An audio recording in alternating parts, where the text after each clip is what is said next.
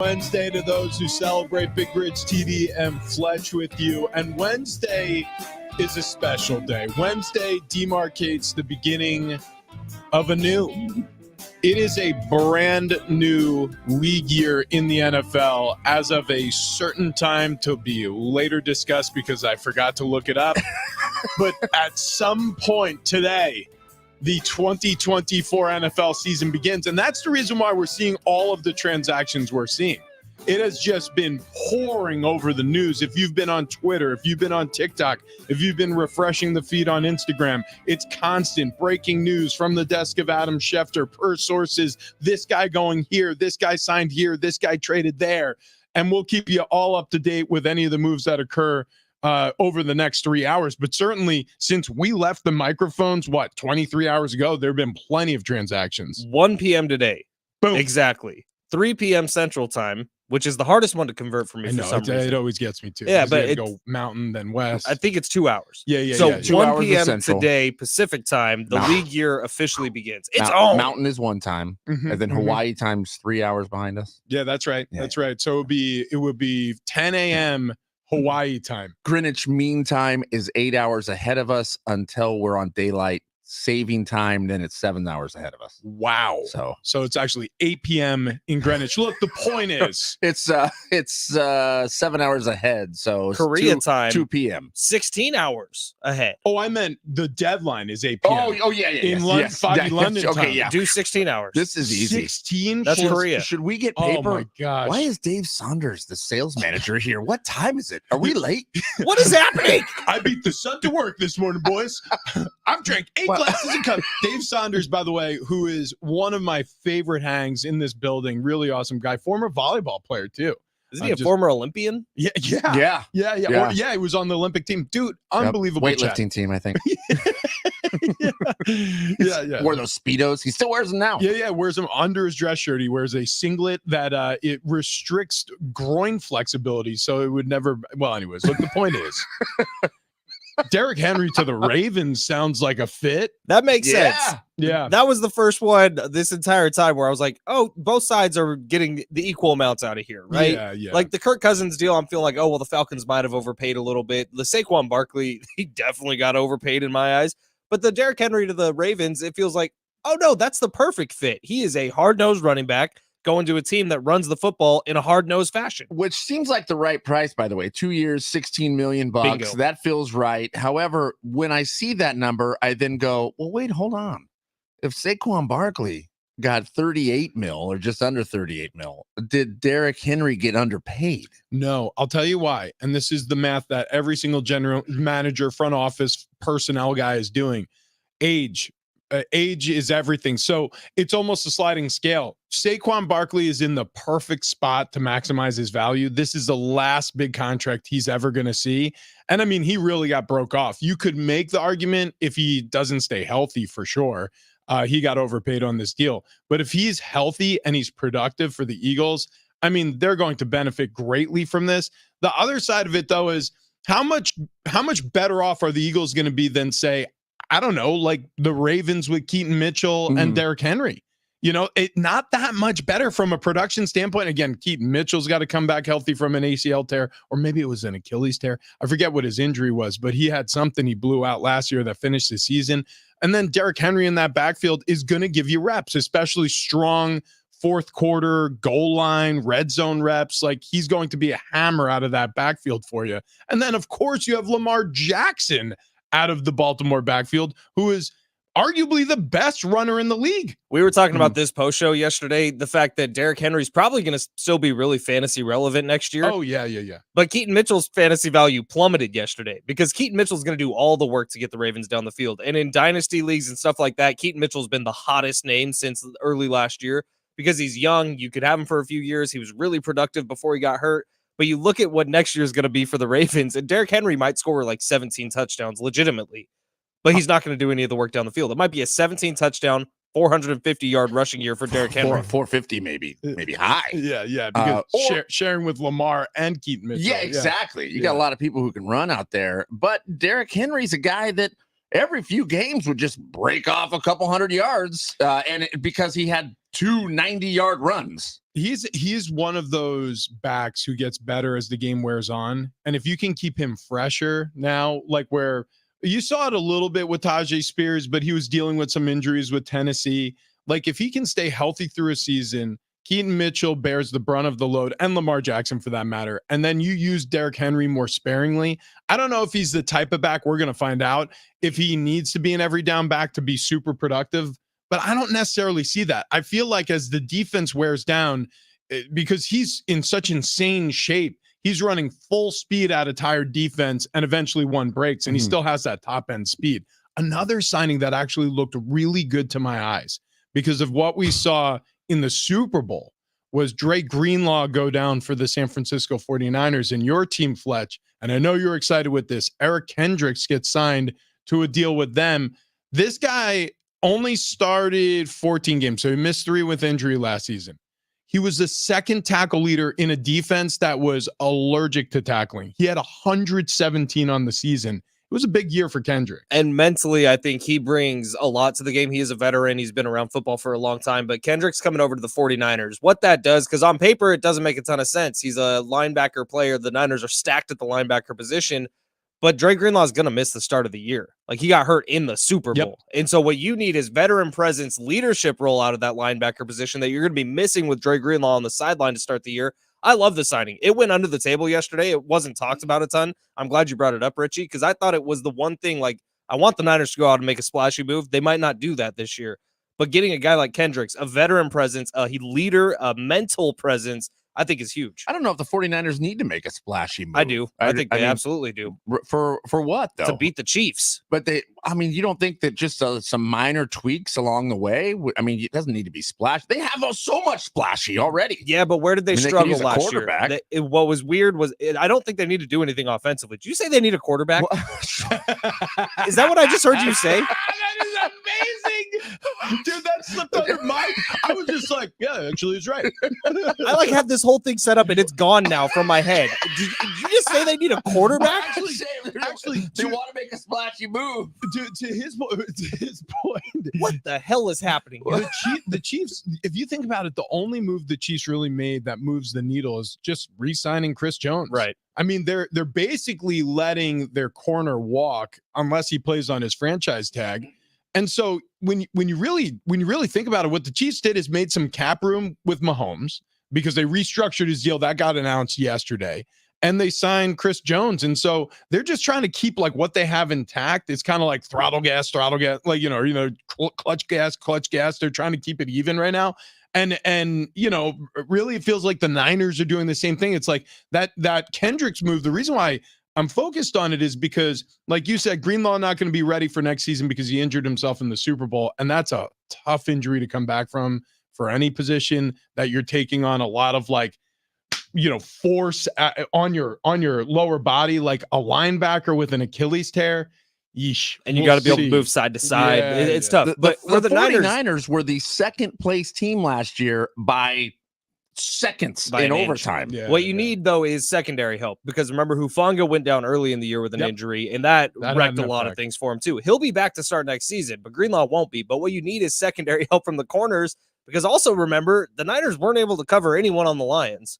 Here's a funny for the whole first half. Second half, they locked down. And I don't mean to call it funny because every team's trying, you would suppose. But how about Deontay Johnson going from the Steelers to the Carolina Panthers? And Panthers, literally Luke Combs, the country music singer, is on Twitter last night going, hey, y'all, I don't normally do this, but could we do anything, Carolina? What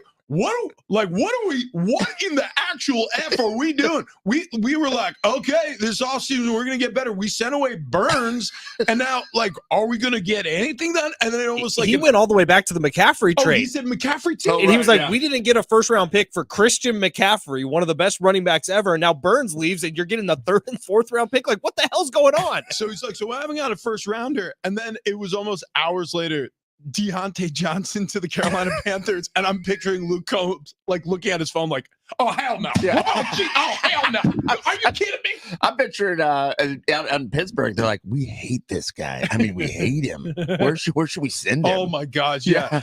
Yeah. How about Carolina? We're going to torture this poor mother beeper. And then I'm sure Dante Jackson, who comes back, they kind of switched late round draft picks and then players. Dante Jackson comes from Carolina. I'm sure he gets to Pittsburgh and he's like, I can breathe. I can breathe. Dry land was not a myth.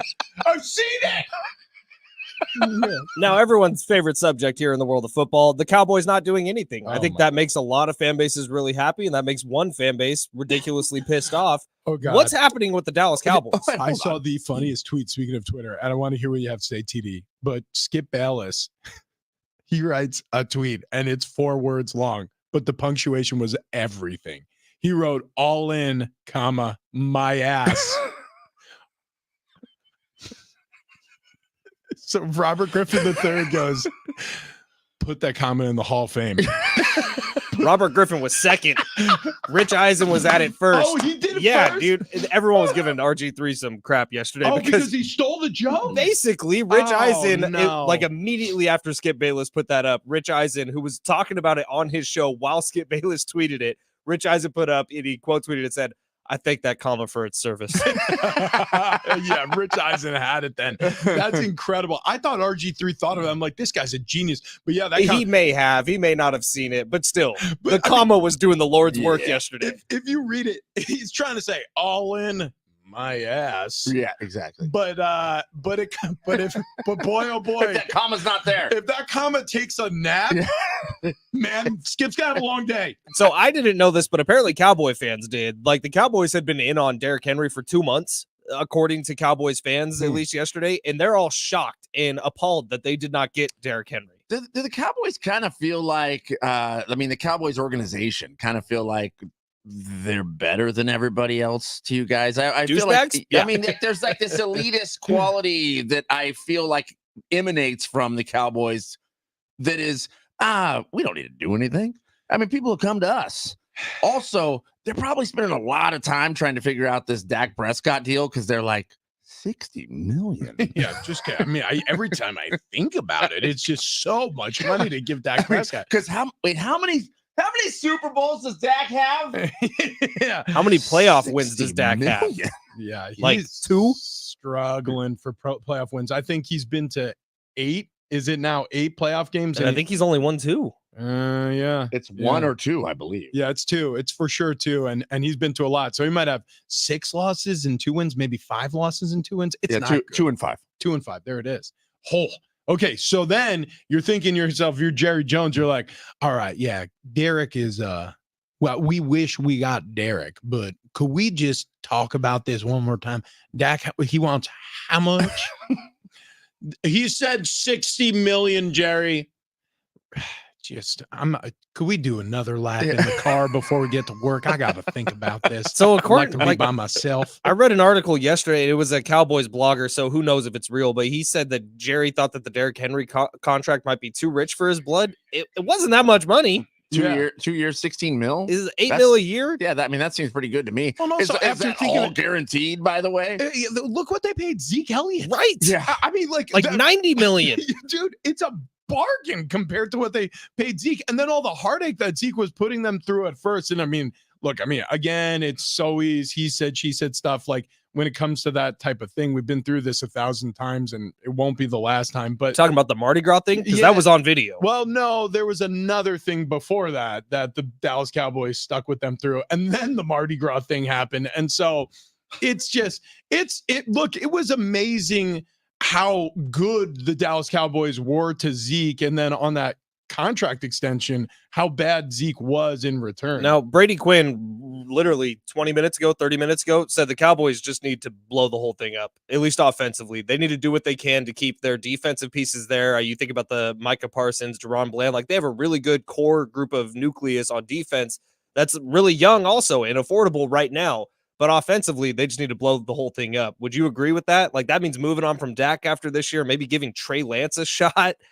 understanding that some of these contracts you have with wide receivers like Brandon Cooks is probably making too much money with them. You got to blow that up. Would you guys go that way with the Dallas Cowboys, or is Jerry Jones thinking I'm going to be dead soon? I don't think there's any way you blow that up. I mean, you're going to say I'm going to blow up Dak Prescott to have Trey Lance come in and run the show? Well, if Dak has 1 year left on his deal, and if you need to enter some sort of rebuild to make the offense better in the future, maybe you do give Trey Lance, who was, if we remember, a number 3 overall pick at one point. The Cowboys don't strike me as any team that would say, hey, we're going to go ahead and take some off seasons here while we rebuild. I mean, the brand is worth too much. I think Dak is probably going to get paid.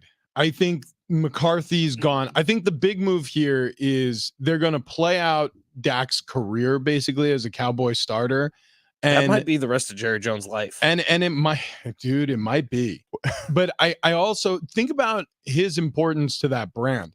Somehow, Dak Prescott, with a 2-5 playoff record, has kept the Cowboys in the riches. Like, this is a top 5 franchise in terms of value in all of sports. I mean, go across the world, include those soccer, franchises. Like, it's unbelievable what Jerry Jones has done. And it's been on the back of this relationship these Cowboys fans have with their quarterback. And it's been tumultuous through the Tony Romo years, through the Dak Prescott years. They haven't won or been in an NFC championship game since the late 90s. It's been tough, but Dak makes them money.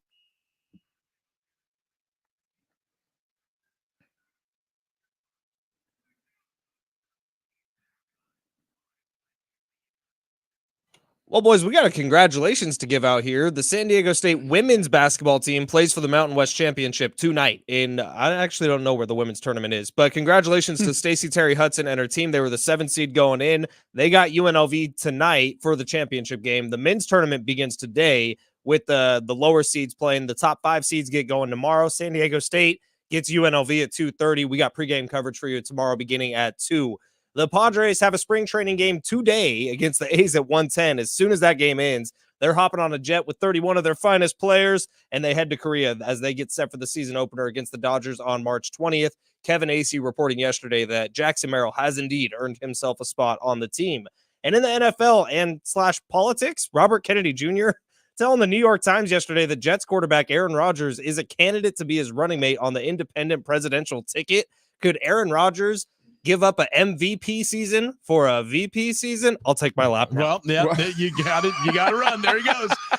All right. So with that, let's chew on that for a second. I mean, Aaron Rodgers potentially going to run for office alongside RFK Jr. At first blush, when you saw it, I think your knee-jerk reaction, TD, was, well, this is just posturing. This is just headline grabbing. Yeah, that was exactly my knee-jerk reaction. I mean, you think Aaron Rodgers is going to walk away from the game right now? I don't feel that way. Yeah, I feel like politically he's been more engaged than at any point in his career. I think the anti-vaxxer stance he took during the pandemic led him down this path. We'll get into that a little bit later on because there are some ins and outs to this that I think are fun. I know a lot of people find politics not to be fun, and I completely understand. We're going to find a way to make this fun. I promise you. I know it was bad, but it was kind of good, right? I thought it was great. That was not lap worthy to me. Yeah, the turn of phrase was enough to probably keep you seated, but I like the fact that you offered yourself up. Yeah. Earned it. Yeah. You got to earn them. Also, let's talk about those Aztecs. So the women, by the way, play in Vegas. It's the prelude to the men's tournament for the Mountain West.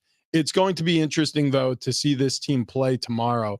Men's Hoops gets their first crack at the Mountain West Conference title in the tournament, playing the home team at the Thomas and Mack Center. It's going to be UNLV, SCSU, and that is their most recent loss, unfortunately.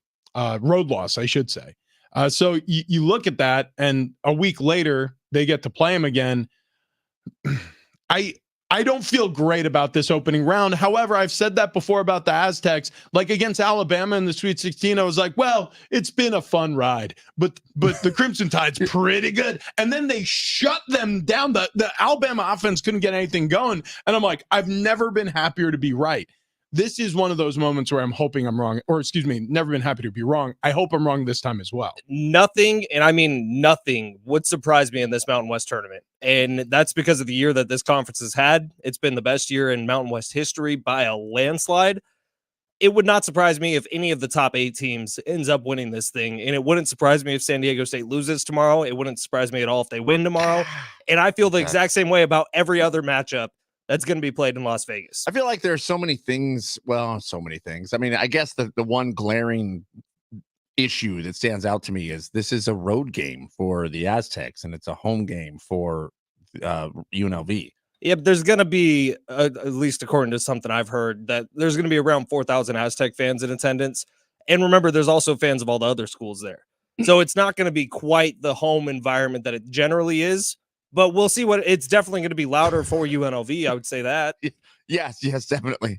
Everything working well here on what the did stream. Rich just do? I turned my camera on. It's upside down.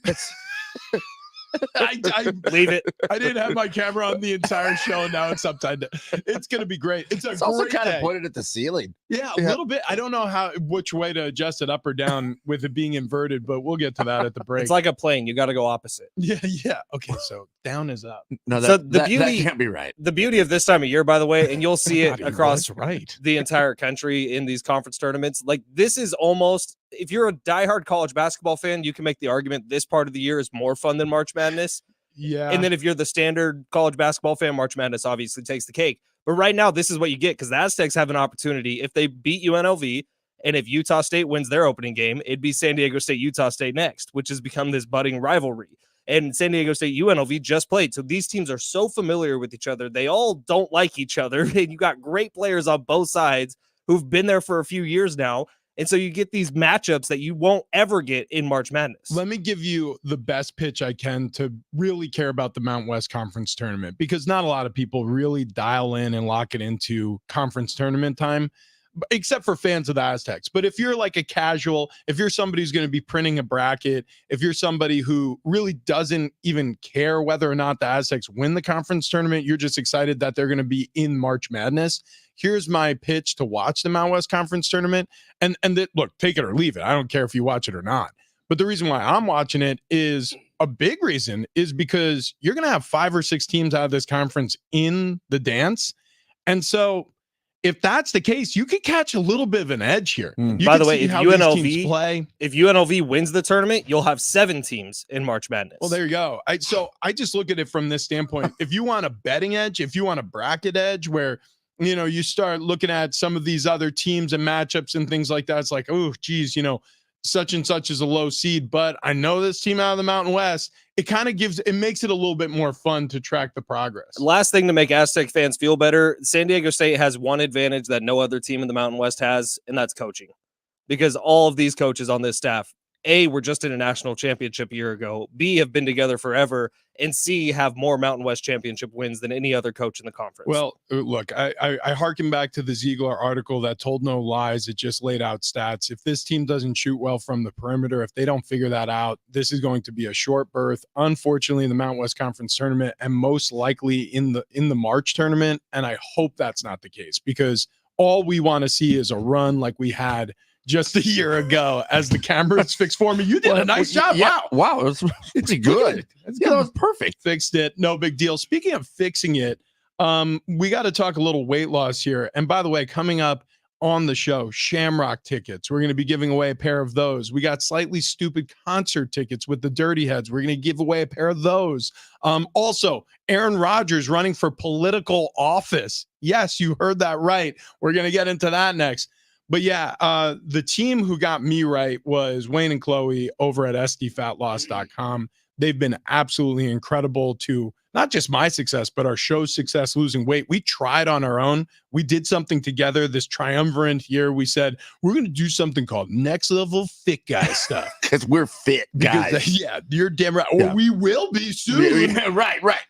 I think cumulatively we lost 1 pound amongst us. and that maybe because Fletch lost some weight. Yeah. Yeah, because I know I went up. yeah. It was not good. So what we did is we got in touch with the great folks over at scfatloss.com, and they got us honed in on a new lifestyle, a new diet that really, look, it was the easiest thing to follow. And then as a result, the results were incredible. We all lost weight within the first 10 days. This show was down something nearing 60 pounds within the first month. I'm talking 30 days of doing this. We were all down over 30 pounds apiece.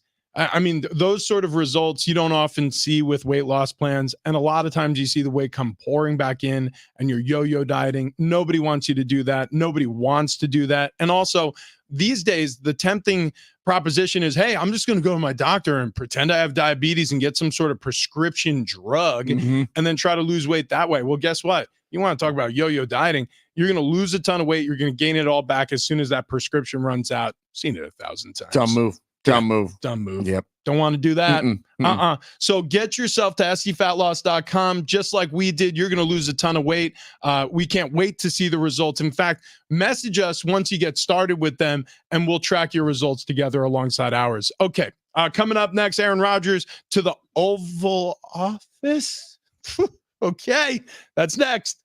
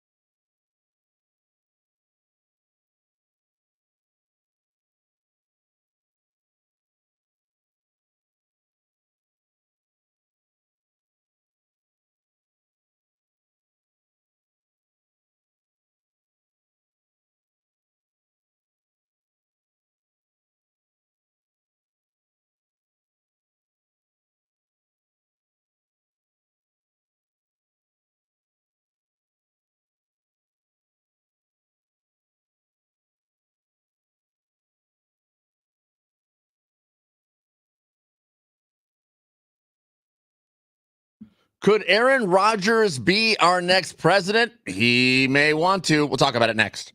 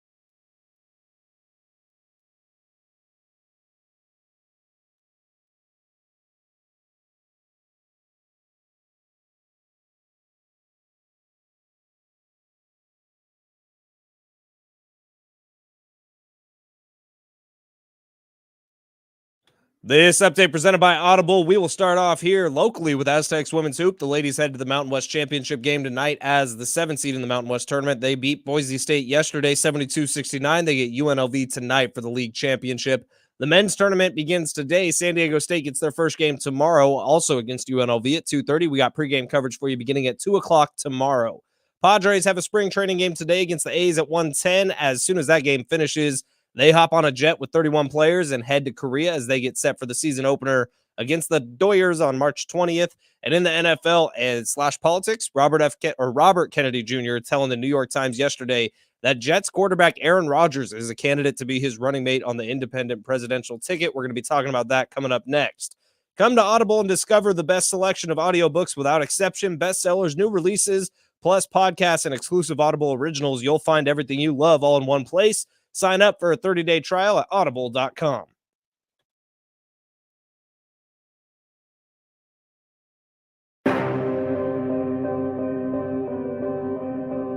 Yeah, buddy, doing everything we can here to get you over the hump as quickly as possible on a Wednesday. Big Rich, TD, and Flex, San Diego Sports 760. We got a pair of tickets to the Shamrock St. Patty's Day Music and Beer Festival.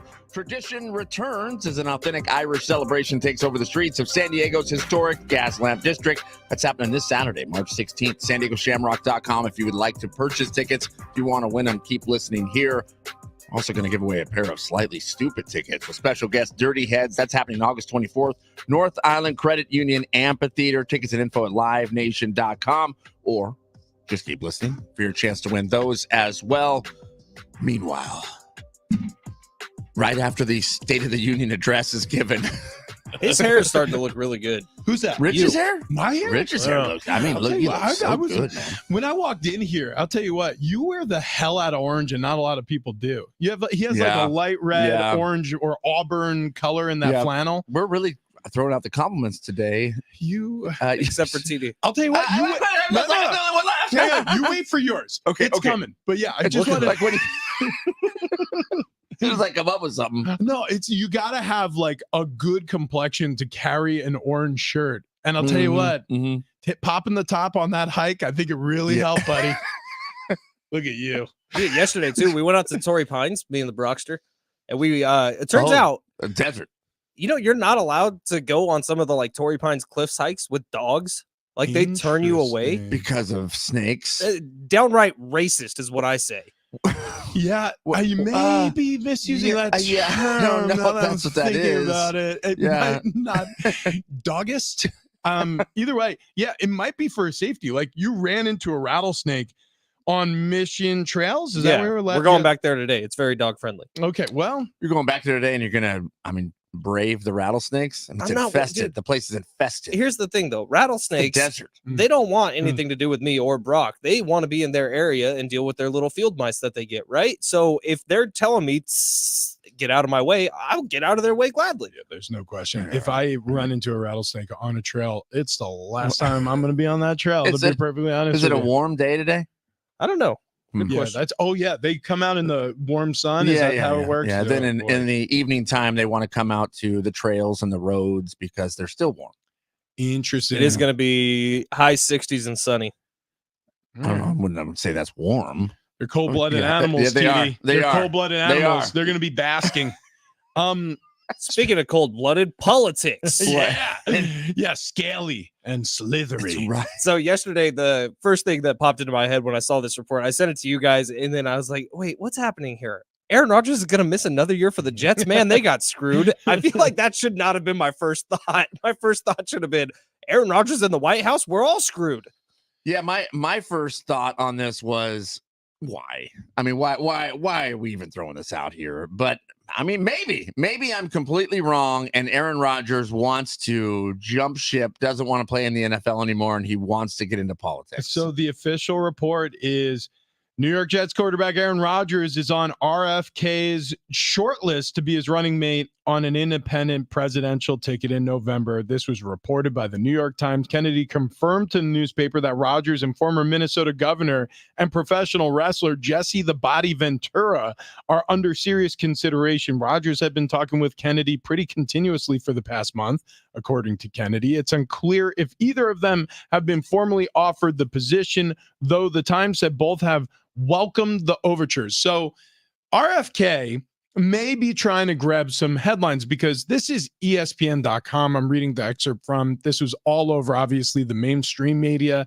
This is hitting everywhere, internet sites. It's going to get him a little bit of a pop. Here's the interesting thing. I'm curious if it's helpful or not to his campaign. I'm also seriously interested, even if he doesn't run, what this does to the Jets locker room.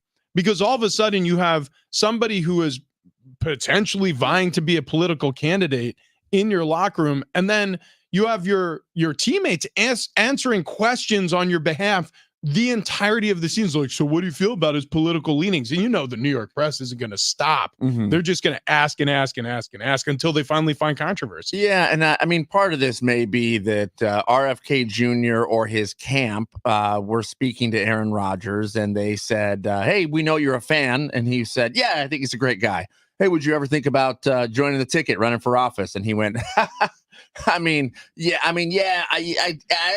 that does sound interesting. I wouldn't say no, but I've got a job to do here in New York. And then they just lop that part off. It's the only part they care about is, yeah, that sounds interesting. I wouldn't mind doing that. And then they keep that. How about this? Like, I'm like, let's cut promos for like Aaron Rodgers VP run. Like, what would they be like? Vote for me. Vaccines are stupid. Well, it would be something like ayahuasca instead of COVID vaccines. Or, like you got to open up your mind by going on darkness retreat. Mandatory darkness retreats for every American once a week. Well, how about this?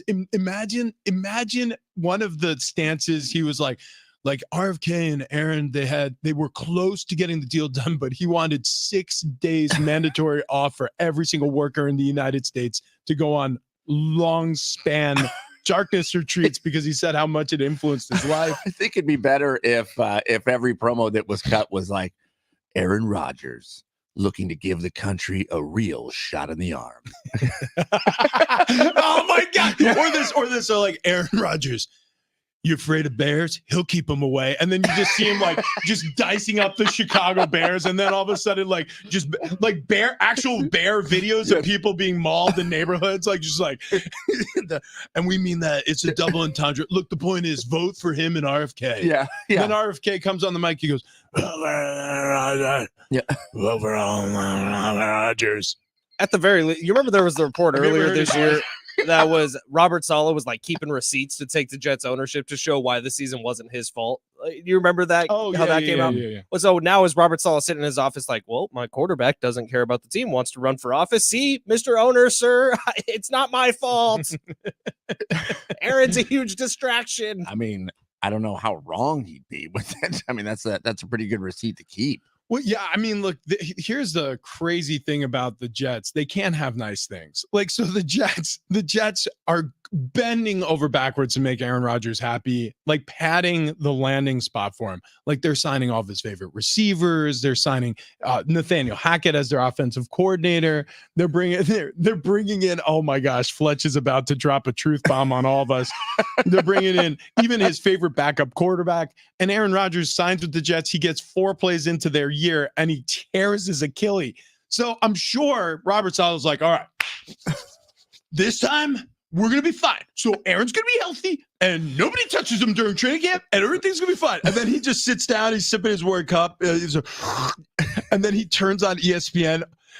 RFK choosing Aaron Rodgers as his VP.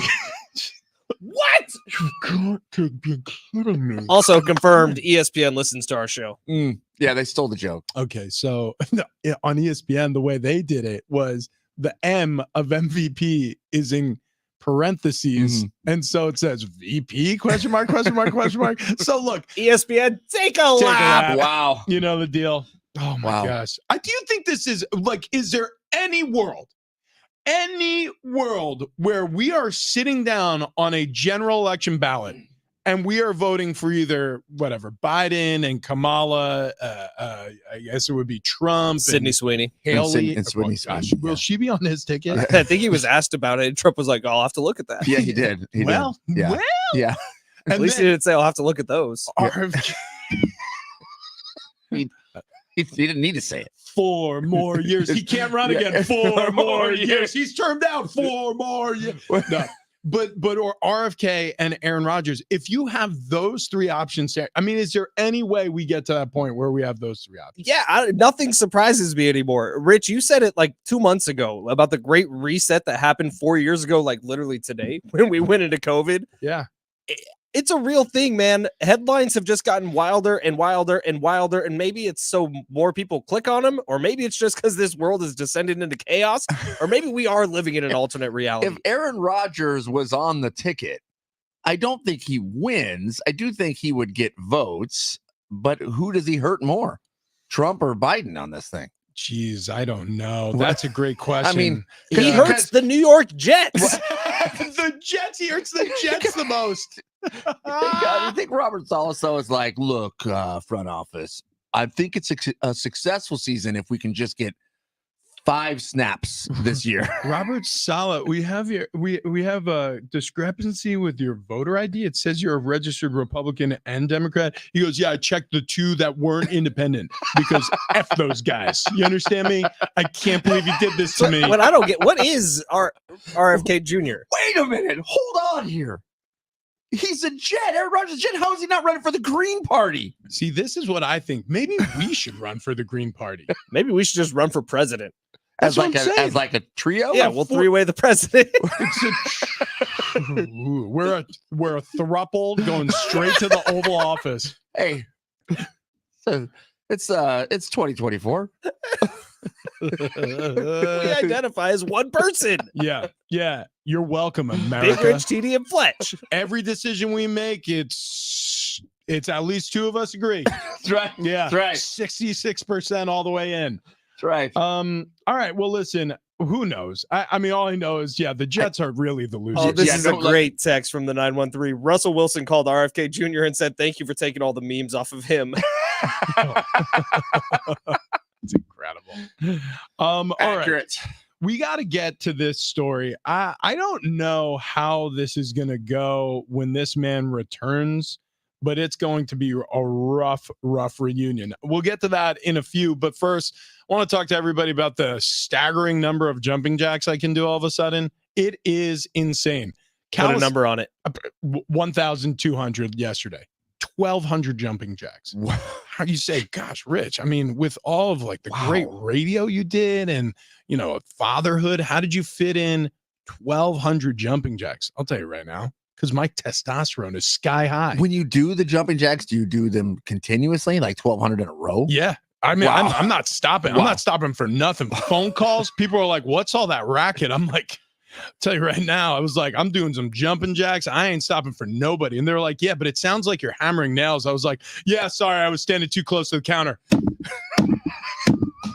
You understand what I'm saying? Look, the point is with testosterone from the man zone. You naked jumping jacks? Well, I mean, is there any other kind? With the man zone at Golden Triangle Plastic Surgery, I'm telling you, I walked in there for the first time, and medical director, Dr. Roy David, he saw me and he was just like, yeah, you look like a guy who's going to be fine. I honestly, we'll test you. We'll see if you're a candidate for testosterone replacement therapy, but my guess is we're sending you back home. Sure enough, it came out on the low average range. He was like, look, this is why I do this. He was like, nobody knows. You'll never know just looking at somebody if they're a candidate for testosterone or not. And it's a troubling thing. I went through for a long time feeling like I was just getting lazier as I was getting older. I'm like, I guess my 30s, I'm just running out of energy. It stunk, but it wasn't because of something I couldn't reverse, something I couldn't tweak if I just got the right help from the right people. And at the Man Zone, that was the right people at the right time with the right help. And once I got my testosterone tested and they put me on a testosterone replacement plan. The therapy has helped me immensely. I have my energy back. I'm experiencing no brain fog. That was my chief complaint. I said to him, like, well, I just kind of feel funky. Like I wake up and it requires a ton of coffee, and then I don't quite really rev the engines until, I don't know, maybe 10 a.m. And I was like, that's an hour after my show ends. And you need your brain to be firing if you're doing a radio show in the morning. He's like, I get it. He was like, well, we could test you. We'll see what happens.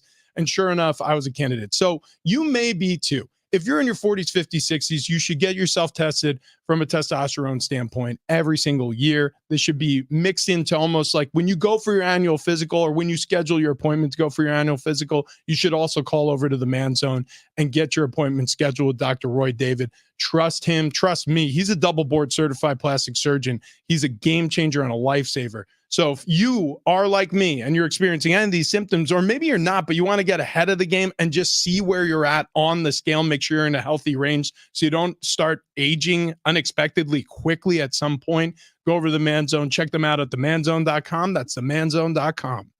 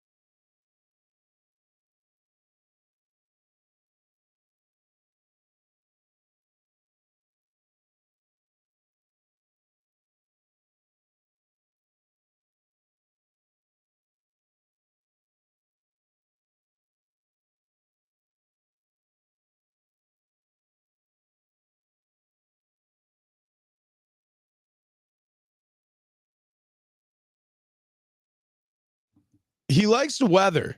He might even like the cheesesteaks, but he hates the people. How's this reunion going to go?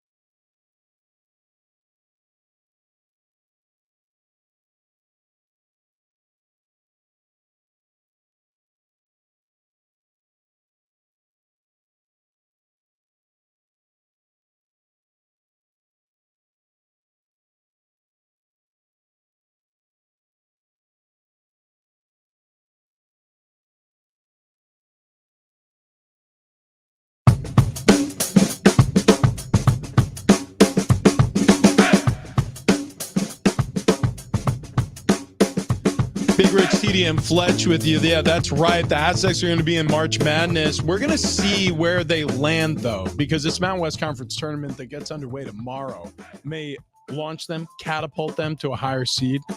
So a lot of eyeballs going to be on that game tomorrow night. You're going to hear it all here on your home of the Aztecs, San Diego Sports 760. CJ Gardner-Johnson, who made a name for himself out in Detroit after departing from Philadelphia because he's a trash talker. And this guy tries to get into the heads of all of his opponents. And he's a little bit of a dirty player. Like, a couple of times Dan Campbell had to defend some plays that he made on the field. He also off the field has these unvarnished opinions of things, and he's a live streaming gamer, during the offseason or during the season. Which a lot of these NFL players do this. Yep. Yeah. Yep. These Twitch streams. I mean, so he's on one of them. I think this was a year ago, maybe 2 years ago. But the love affair in Detroit didn't last very long. He's back to Philadelphia. But while he was in Detroit, they were like, hey, so do you miss Philadelphia at all? Do you reminisce fondly on your time there? And he goes, yeah, the weather was okay, but the people were obnoxious. What was the exact quote, Fletch? You have it pulled up? It was just F-bomb. All right, F it. My least favorite thing is the people. They're effing obnoxious. I effing can't stand the effers. That's the quote. While he was playing Grand Theft Auto. Well, while he played Grand Theft Auto, yes. So welcome back to Philadelphia. I picture all the coaches high-fiving each other on the defensive side of the ball. Like, oh, we got him. This is awesome. Oh, wow. Our defense is going to be so much better. There was a big problem for the Philadelphia Eagles last year. They couldn't stop anybody in the passing game. So they're probably just they're there just hugging each other. And then the public relations team is just like, what are we going to do with this idiot? I cannot believe. Okay, so what do we do? We got to get him to a children's hospital. He needs to give an elementary school all of them bicycles. It's going to take a lot. But wait. Philadelphia fans, they're so forgiving and accepting. This should be fine. Well, I do feel like it's a really tough fan base. Yeah. And I feel like they'll take this and they'll start a rivalry with their own player. But as soon as he plays, but he's our guy still. Jeez, like family. Yeah. This guy, he pisses me off, but I love him. Bingo. I can't wait till he comes back and they go, so what do you think of Detroit? And he's like, look, pizza's eye. Those people are obnoxious. I hate them. I was just counting the days to get back to Philadelphia. I hate it. Have I told you how much I love Rocky? Yeah. I even like the new Balboa flicks. They're not bad either. No, look, I think he's an incredible player. He made that Detroit defense something last year, so they lost a lot there. Mm-hmm. The Philadelphia Eagles got a lot, but good Lord. It's a little bit to come back from there. It's going to be rough. I'll tell you a guy who's not going to have a rough start, okay? Because it was a clean slate, and now he's got a nickname, and now he's got a bat that apparently he's packing with him to Korea because he's made the squad. Has he been in the man zone? Ooh.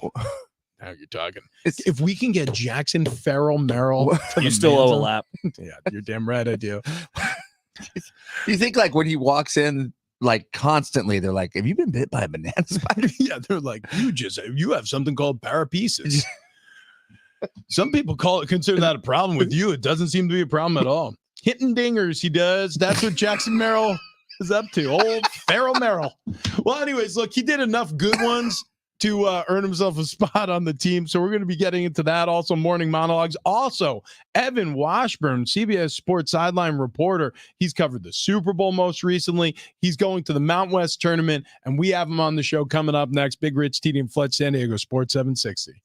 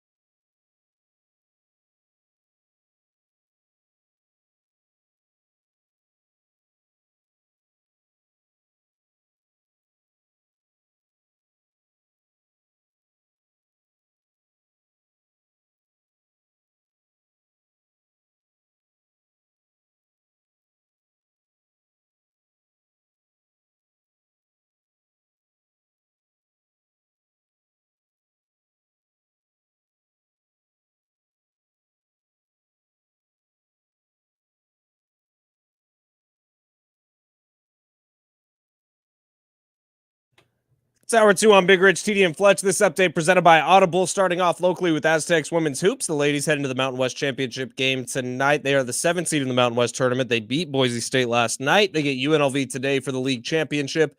The men's tournament also beginning today. San Diego State gets their first game tomorrow, also against UNLV at 2:30. We got pregame coverage for you beginning at 2 o'clock tomorrow. Padres spring training game today against the A's at 1:10. As soon as that game ends, they hop on a jet with 31 players. They're heading to Korea as they get set for the season opener against the Dodgers on March 20th.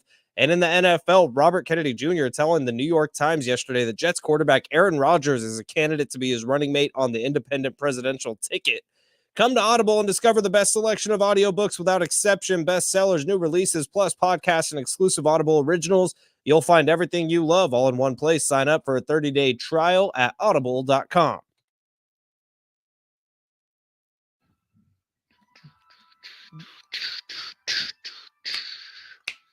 Yeah. Good morning and happy Wednesday to those who celebrate. Big Rich, TD, and Fletch with you. Hump Day. I'll tell you, this show, for a couple of idiots who happened to get so lucky to run into each other once upon a time, we come up with some fun ideas. Tomorrow is International Pie Day, 3/14 on your calendar. It's an important day to us. And so we're going to be celebrating in a big way. So you will not want to miss the show tomorrow. I can promise you that. Yeah, it's going to be huge. It's going to be huge. Yeah, I'm apparently a big fan of pie and Pie Day because my license plate that I did not order, that was just issued, is 31415. No kidding. Which is the first 5 numbers. I was about to say, yeah, that is that. And then it continues. Oh, wow. Yeah, it's crazy. You guys have one of those friends who can like do pie for a ridiculously long time, like the number. Sort of. They break he that used out. to work here, Who is it? Chris. Yeah. Oh, Yeah. my brother has a friend who's like competed. 9, 3, 2. T. And can go to like hundreds of digits in pie. Oh, and he's wow. like gone to competitions and placed nationally in Canada. They have competitions for this? They do. Wow. Is Is there like a bikini portion of the competition, or is it strictly just throwing out numbers? You know, the people that are competing in Pie Day competition for the number pie yeah. are not people you'd want to see in bikinis. Yeah, I get that. But you know what? At the same token, everybody's got their thing. I remember the only person I knew had this skill was this kid who was friends with my sister through church, who was on the spectrum. He was like autistic, but he was a savant. He would he's the type of kid who you'd be like, who's going to do our lighting for the play? He would climb 20 feet on like rafters and then shuffle across, and he knew how to set up AV. And then while he was up there, you could ask him things like, how many pups are typically in an aardvark clutch? And he'd be like, 9. And he'd be like, give us all the digits to pi. 3, 1, 4, 1, 5, 9. And you were just like, he knew everything. Any trivial pursuit category he had you covered. I love it. Yeah, it was incredible. He was one of my favorite human beings. I really wish I knew where he was or what he was doing. We would call him right now and ask him to give us pie. We missed out. We missed the boat. So anyways, we got to get this back to tomorrow. Yeah. Pie Day. We're going to have a big time contest on the show. You don't want to miss it. It's going to be Master Chef-esque. I'm going to give everybody in no particular order, because obviously the leadoff we think is going to be Fernando Tatis Jr., but I'm going to give you the lineup for the Padres in no particular order, and I'm going to save the best for last. Okay. Fernando Tatis Jr. Okay. Right fielder. Okay. Formerly a shortstop. In left, Profar. Okay. Left fielder, formerly a shortstop. At third, Pauly. He's actually a third baseman. Okay. Xander Bogaerts Good. at second. Formerly a shortstop. Right. Yeah, that's right. Jake Cronenworth at first. Formerly a shortstop. Okay. Probably Campusano behind the he's a catcher. plate. Yeah, he's a catcher. Okay. And then let's go ahead and throw Darvish on the mound. Formerly a short. No, I'm kidding. He's a pitcher. Okay. And starting in center field for your San Diego Padres. Come on, everybody. Off your asses, on your feet. Jackson Farrell!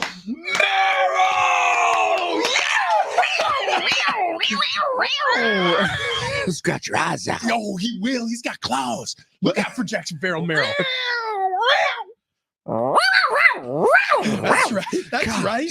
Sounds like two tomcats in the alley I mean, just fighting each other. fighting over a metal trash can. Serious question for you guys. Yeah. And I want to have a Tough. 100% open and honest conversation about Jackson Farrell Merrill because I get that we're all so excited. He's had a home run in each of the last 2 spring training games. Got a home run Yesterday's of a homer name. Tell you what, was he up. took me right to the man zone. Yeah. Yesterday was a bomb off of Diamondbacks ace and former Padre killer Zach Gallen. Like that dude has been dominant against the Padres for Wait, years. Zach Gallen-Vaneskis? I know. I think I Why- owe a lap to him. I think I owe a lap to him. Why would we have to take laps for You know that? what? Hang on. You could restart your little monologue yeah, here. yeah, Me yeah. and We're TD gonna guys, take we're gonna double take a You both double get lap. out.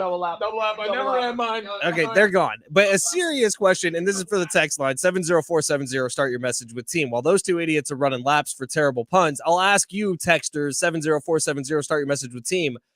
Do we need to temper expectations a little bit with a 20-year-old Jackson Merrill who has been playing center field for literally about a month and a half, who was a former shortstop all through minor leagues, who has been admittedly great so far in this spring training? But is there a chance that we're putting too much on a 20-year-old who's been playing center field for a year and a half to expect for him to come out and be as good as he's been all spring training and be a serious part of this team moving forward and to be the lockdown center fielder for 2024? Is there a chance we're putting too much on Dude, him? No way. Okay. No You know, way. I would like to talk about how professional we are that we knew exactly where to go as soon as we ran back in here. Jackson Farrell Merrill. Yeah. This is easy for me. Look, this team needs a positive headline. They need it in the worst way. This whole offseason was so quiet. They signed a guy who's anonymous to most baseball fans, Yuki Matsui, and that was about it. So they need something. This gives you a little juice. I dig this story. Jackson Merrill, a homegrown guy. No, I get it. It's great. He's 20 years old. He's been playing center field for a month and a half, and he's been very good at it.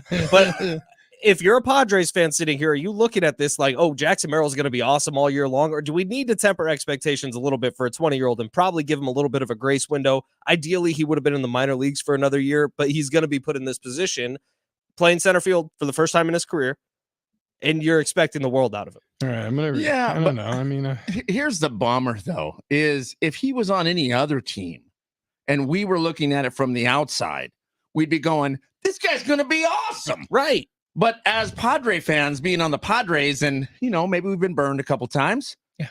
We're going, that's fine. No, look, every sign that Jackson Merrill has had so far shows that he's going to be an incredible major leaguer. And I think he will be. I'm just saying, is this a little too much too soon?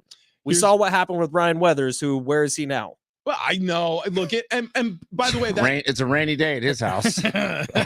It happens a lot where a guy doesn't pan out. But then every once in a while, you have a guy like Fernando Tatis Jr. I know you didn't raise him in your farm system, but he came to your farm system in trade from the White Sox. And then he grew up quick with the Padres and got his start immediately.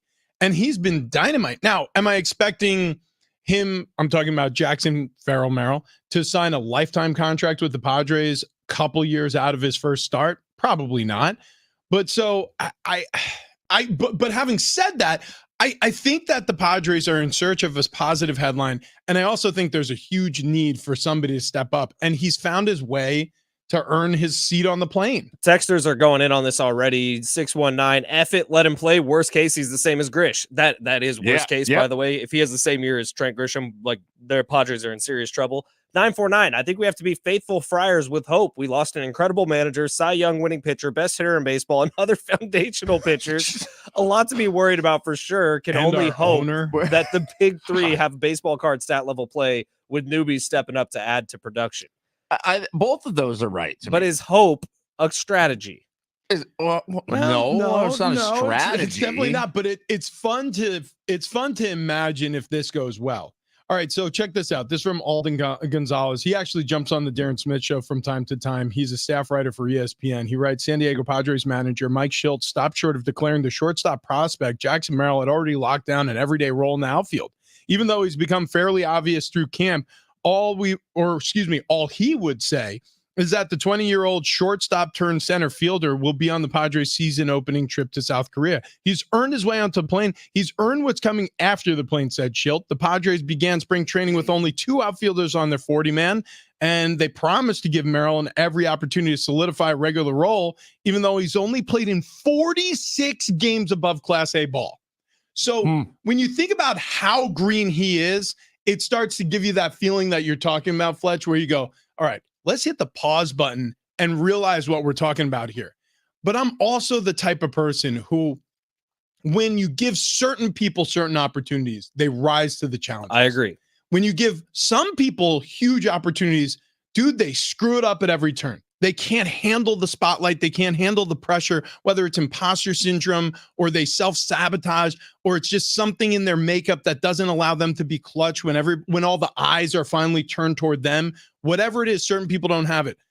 You heard the way this guy talks during the spring. He's been interviewed several times. He sounds like he's a veteran of 10 years at the major league level. I dig it. I mean, I dig it. I love everything about this. Actually, I love the story. So you want to have hope because you want to see this guy succeed. And it's not just about having a good headline. It's we've lost a lot of key pieces here. So to have this bonus just pop up on the team, you're aching for it. You're searching for it. By the way, Graham Polly, okay? Just hear me out here. Yeah. Graham crackers. Are you getting ready? What? I'm just saying. What, ready for Polly, what? Polly wanna. Yeah, so like on the broadcast, some major play happens. Oh my! Ready, hang on. Oh, it's deep. It's going, gone. Polly wants a cracker. Yes. Woo! That is invigorating. I feel like I'm in an Herbal Essences commercial. It's an incredible feeling. Oh, okay. I'll get us started here, and then I want to hear from Fletch, and then I want to hear from TD. Yeah, that's the order we're going to go in. It's it's like a lineup. Like I'll bat lead off, and then I want you to clean us up after we're all done here. You ready? All right, here we go. All right, so it's my story is about ketchup. Or everybody loves ketchup. Everybody loves. I mean, I put on fries, put it on my burgers. I'll even squirt a little on a dog with mustard. All right, it's got to be both. It's either only mustard or it's ketchup and mustard. It's never just ketchup on a dog. But my point is, I use it on everything. It's a part of basically my everyday diet. I put it on scrambled eggs. A lot of people don't do that. Do you put ketchup? Yeah, ketchup on eggs. I guess I probably have, but I wouldn't. That's not my go-to. I love it. I love it so much. Prefer salsa. I'll even put it on a cheesesteak.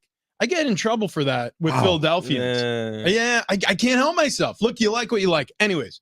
Not on a steak. The heart wants what it wants. The reason why I bring up ketchup is because that's what Major League Baseball and the NBA and frankly the NHL needs to do, because the NFL's got this thing dialed. Everybody's got to start catching up. I can't believe how much of the nation's attention has turned to the NFL and nothing has happened. Nothing has happened. We already have a Super Bowl winner. It's the Kansas City Chiefs. Nothing really has changed except for names on rosters on paper. That's it, right? We're seeing like these big deals being reported, trades and free agent signings, and people are legitimately losing their minds. There are Dallas fans right now standing on the edge of tall buildings going, should I? Should I? Like nothing has happened yet.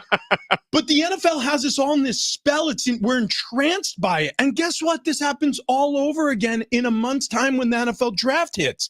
It's crazy right now how popular this sport is. It feels like every single year I'm saying it's at critical mass. It can't get any more popular. Something's going to overtake it, or we're going to see the fall or the beginning of the cracks of the empire, but it hasn't happened yet. Which I would say, by the way, they haven't cracked the code on global fan base. That's a great point. So I mean, you're not there yet. It's not football, where the world is now watching. So if it becomes that, I mean, MLB, NBA, NHL, you're on warning. You got to find a way to I don't know, just to steal a little bit of this thunder, because it feels like more and more and more the NFL is encroaching on more and more and more of the calendar. What do you got, Fletch? Two things. First thing, a lot of Aztec fans pissed off about the Mountain West coaches poll. It came out and Great Osibor won Mountain West Player of the Year in the coaches poll. In the media poll, it was Jaden Ledee. What I will say to fans who are upset about it, you got to understand how coaches work. For a lot of these, it's a meeting, probably a Zoom meeting nowadays since COVID, where the coaches will sit down and throw out names and they'll figure out who the Mountain West Player of the Year is. The coach that wins the Mountain West generally gets to say, my player is going to be player of the year, and everyone's going to say, yes, I agree, because the best player on the best team should get MVP of leagues. That's how it's been for years and years and years. That's how coaches believe it. The media, what they will do is say, okay, well, look, Jaden Ledee is going to be an All-American. There's no one else in the Mountain West who's going to be an All-American. He's going to be MVP. I totally get the reasoning. I'll actually defend the coaches this year, which is something I generally wouldn't do when I feel like an Aztec got snubbed, which Jaden Ledee is the best player in the Mountain West. He didn't deserve to be Mountain West Player of the Year. Great Osibor did. He was the best player on the best team. That's it.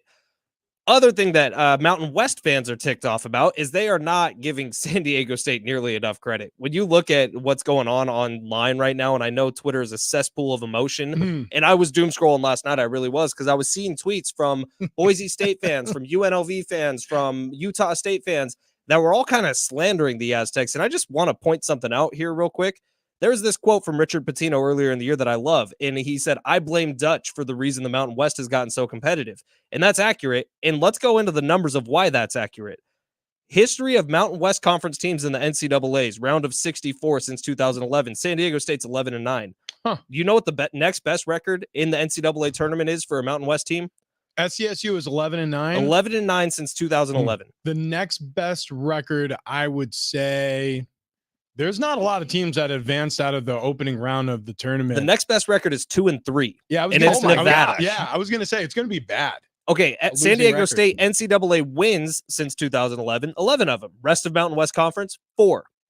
San Diego State Sweet 16 since 2011, 3. Rest of Mountain West, 1.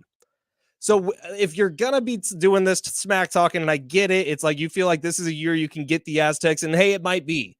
Let's not act like it's just one good run that San Diego State has propelled themselves to the top of this. This has been decades. Yeah, it truly has been. We're approaching 2 decades of success on the Mesa. That's pretty cool. What do you got, TD? Well, my morning monologue was going to be, why is it when I buy like a pack of underwear, from Kohl's or Target or whatever. Kmart. Yeah, Kmart. I get my Kmart 3-pack. Why does it always feel like one pair of like the 3 is way smaller than the other 2? Like the other 2, it fits great. Yeah. And then I got one where I'm like, why does this not pull up over my ass? Time out. Yeah. Are you acting like you buy clothes anywhere other than Costco? What? Yeah, that's a good point. Actually, you know what? I don't know if I've ever bought underwear at Costco. Oh, that's the only underwear I wear. Really? Wear Kirkland Klein. You only wear Kirkland underwear? I feel like my underwear comes from Kohl's. I'll tell you where my underwear comes from. Amazon. Every once in a while, I don't know how this started happening, but the reason why I said Kirkland Klein, Calvin Klein underwear will go on sale for something ridiculous. It'll be like you can buy 30 for $4. Wow. I don't even.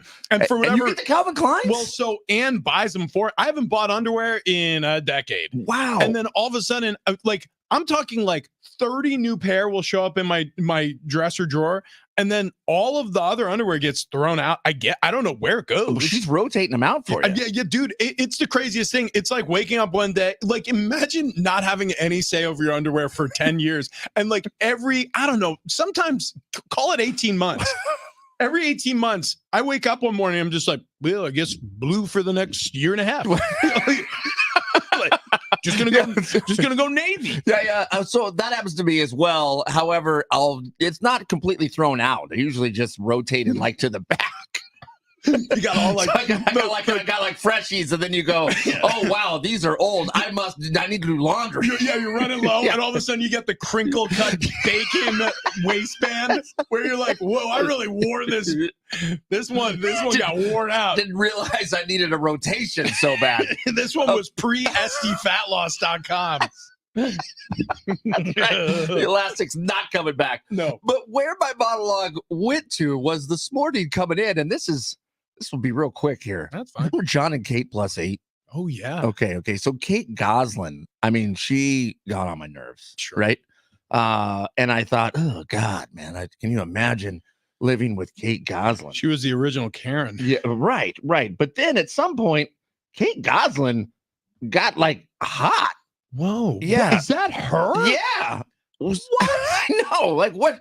Wait, hold on. She grew the hair out. She grew the hair out. Everything changed. Now Does she all of a also sudden- wear Costco underwear? I don't even know if she wears underwear, Fletch. I'll be honest. I see no VPLs, visible panty lines, 0. But now I'm like, I kind of miss Kate Goslin. How is that happening? Well, where's she been? That's Right, the yeah, question. right, Like, right, what was she yeah. up to? I mean, Right. she's She's got 8 kids. well, that's chasing them around. Yeah. That's for sure. It's I mean, crazy. I suppose I so. wonder how old they are now. I mean, they got to Maybe be like 20s. yeah. Boy, yeah. So she's not all that busy. Let's get her on the line. Well, Guys, you know we what? got- I'm gonna reach out. We got Evan Washburn coming up in 7 minutes. But first, he if make you're an guitars? avid golfer, if you're looking to start playing some more golf, and while creating some lasting relationships while you're at it, you got to sign up at primetimes.golf today. Primetimes.golf is the place to go, especially if you're a baseball fan that lives in San Diego. As baseball season gets a little closer, there is a San Diego baseball fan group on primetimes.golf that I'm a part of, that you should be a part of as well. The first event for this group is going to be next Friday at the Vineyard in Escondido. Depending on Aztecs March Madness schedule, I will be teeing off with you at the event. So go sign up at primetimes.golf today. Primetimes.golf. It's creating the pairings and the foursomes for you with the best strategic alignment. And of course, there's going to be that open seating table reserved for us at the clubhouse after the golf, where we can talk some Padres baseball. Please register early so that primetimes.golf, they can work on the optimal pairings and groupings. And whether you're looking for networking golf or value golf or just to hang out with some other baseball fans, primetimes.golf is the place to go. When you open up primetimes.golf today, the first thing you're seeing is that event at Escondido at the Vineyard. So sign up today, get ready to hit the links and talk some baseball while you're at it. Coming up next, Evan Washburn. He's going to be at the Mountain West Tournament covering it for CBS. He's coming up next on Big Rich, TD, and Fletch.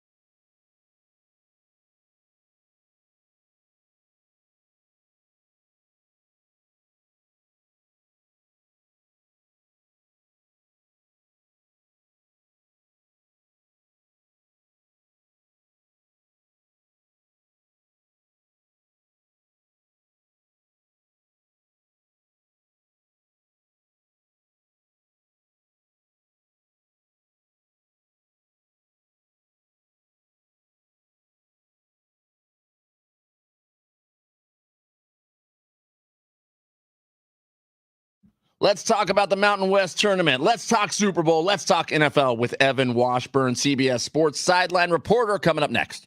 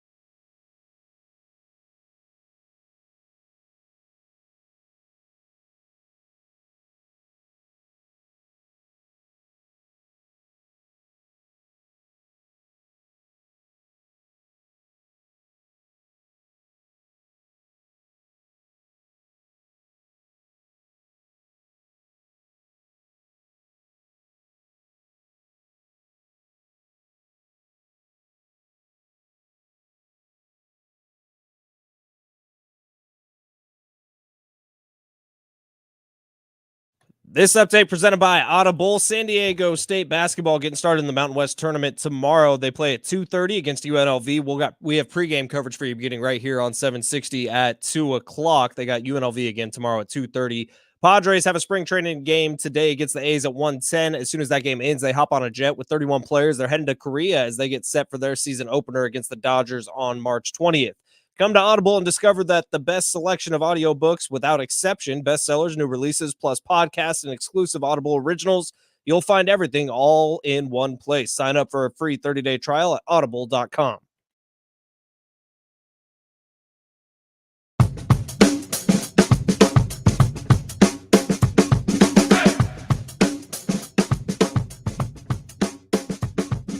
Yes, it is.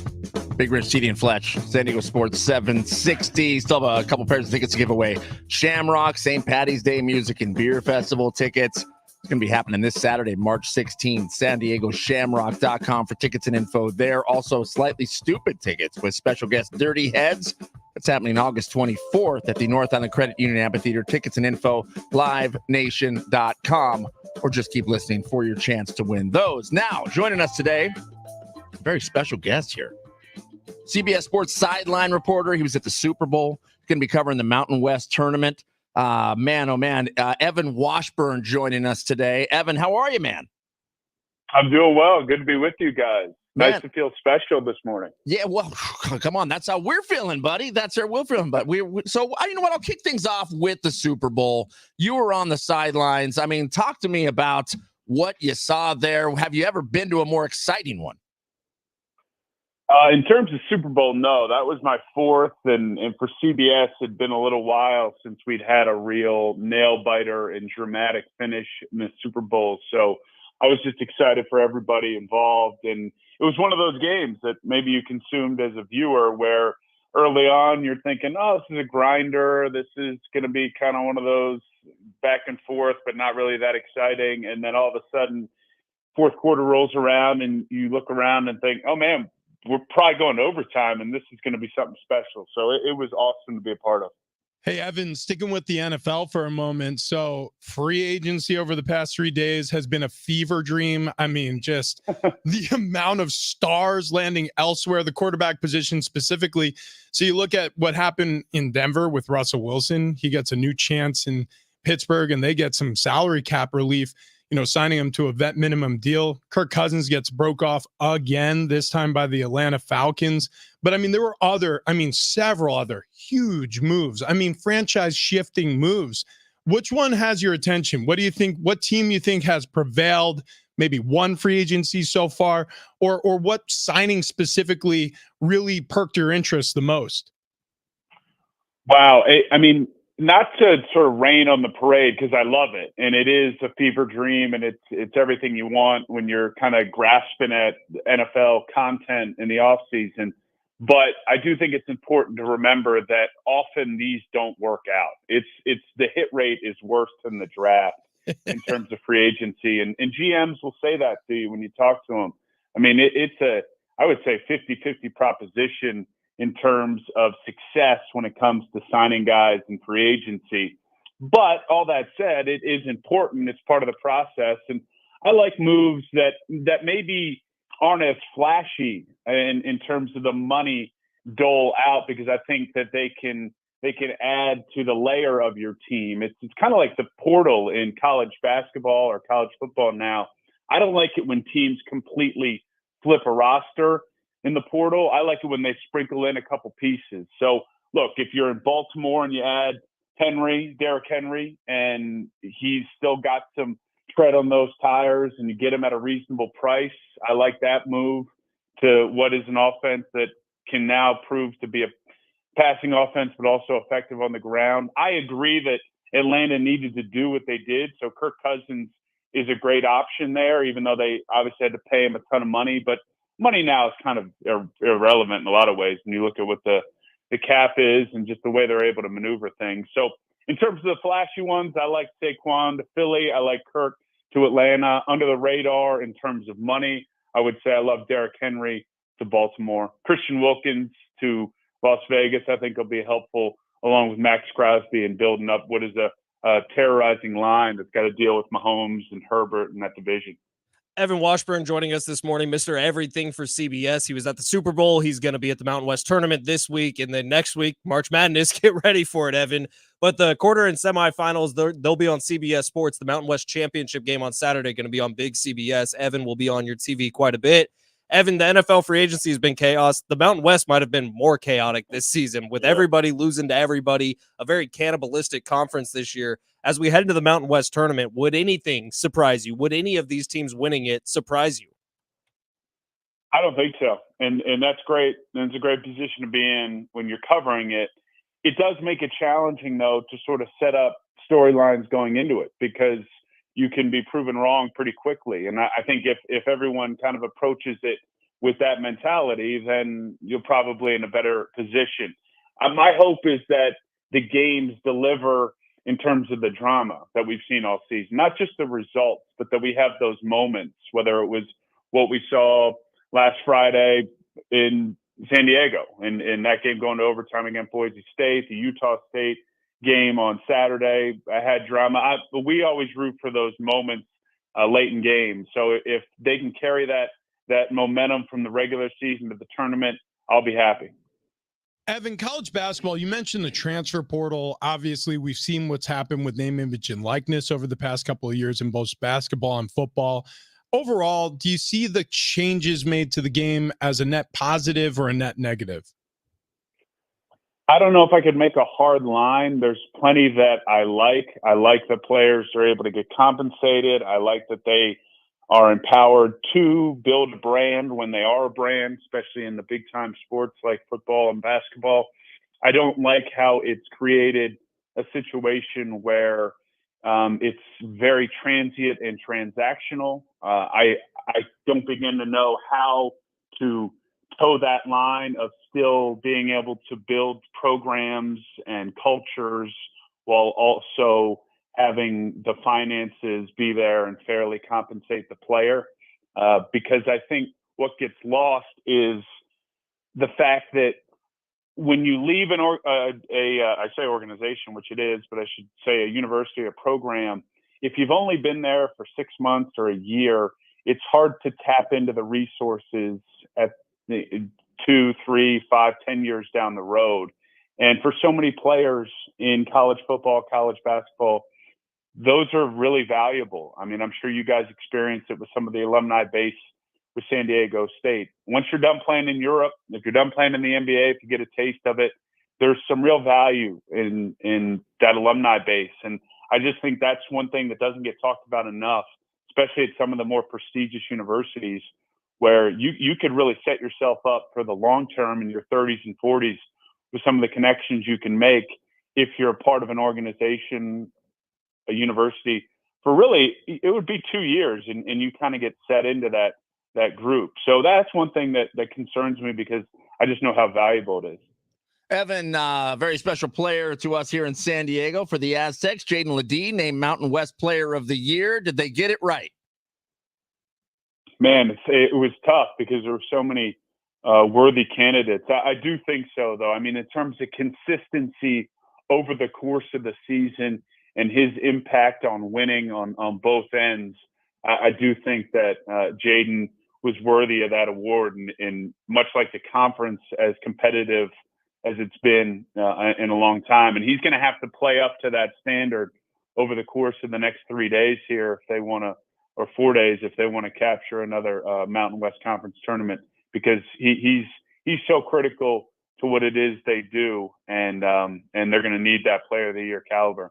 Evan, you are getting used to Vegas now because you were just there for the Super Bowl. You're back there for the Mountain West Tournament. Any insider tips on best casinos these days? Any insider tips on best buffets these days? And best Kevin Harlan in Vegas story that you have? Wow, those are 3 good ones.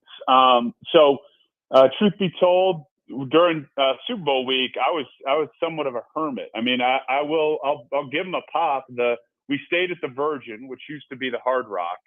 And that had some memories based off of Mountain West tournaments because that's where we would stay because it's proximity to the Thomas and Mack. But it had a real facelift. So it had everything I needed over the course of Super Bowl week. I didn't really have to go anywhere else. And so I'll give them a shout out. And then I'm not touching a buffet, man. I don't care how high end it is. Something Interview about, I don't know, over. Yeah. something about warming lamps and food sitting places. It's hard for me to get on board with. And then Harlan, man, I don't know if I have a Vegas story, because usually I'll be here for semis and quarters, and then he'll hop in for championship along with Dan Bonner most of the time. This year we got Catalan and Lap, first class Lap, and nice. Andrew Catalan. So this is my crew for the NCAA tournament. We're doing both weekends. Catalan and Lap got the bump up, which is so well deserved. I'm happy for them. So this is our chance to really break in along with our production crew and build some memories here in Vegas, but also keep some gas in the tank for what's going to be a busy next 2 weeks. I can just imagine Kevin Harlan at a blackjack table. Oh, please. Are you kidding me? You would hit on a 16? Be a man! I don't know if he has time to do any of that, because he's usually coming from 7 different events, NBA games. It's incredible. I was with him last week in St. Louis for Arch Madness in the Missouri Valley. And the way he's able to come in on a Saturday for a Sunday camp game and then deliver like he's been covering the league all week. That's to me, that separator in the broadcasters, whether it's Kevin, Ian, whoever you want to mention at the top of the class. That's to me that layer that's really hard to get to. Kevin, Ian, Washburn, our favorite guest when it comes to patrolling the sidelines for CBS, college football in general, basketball in general. You see this guy everywhere for good reason. He's one of the best and one of our favorite guests. Again, Evan, thank you so much for jumping on.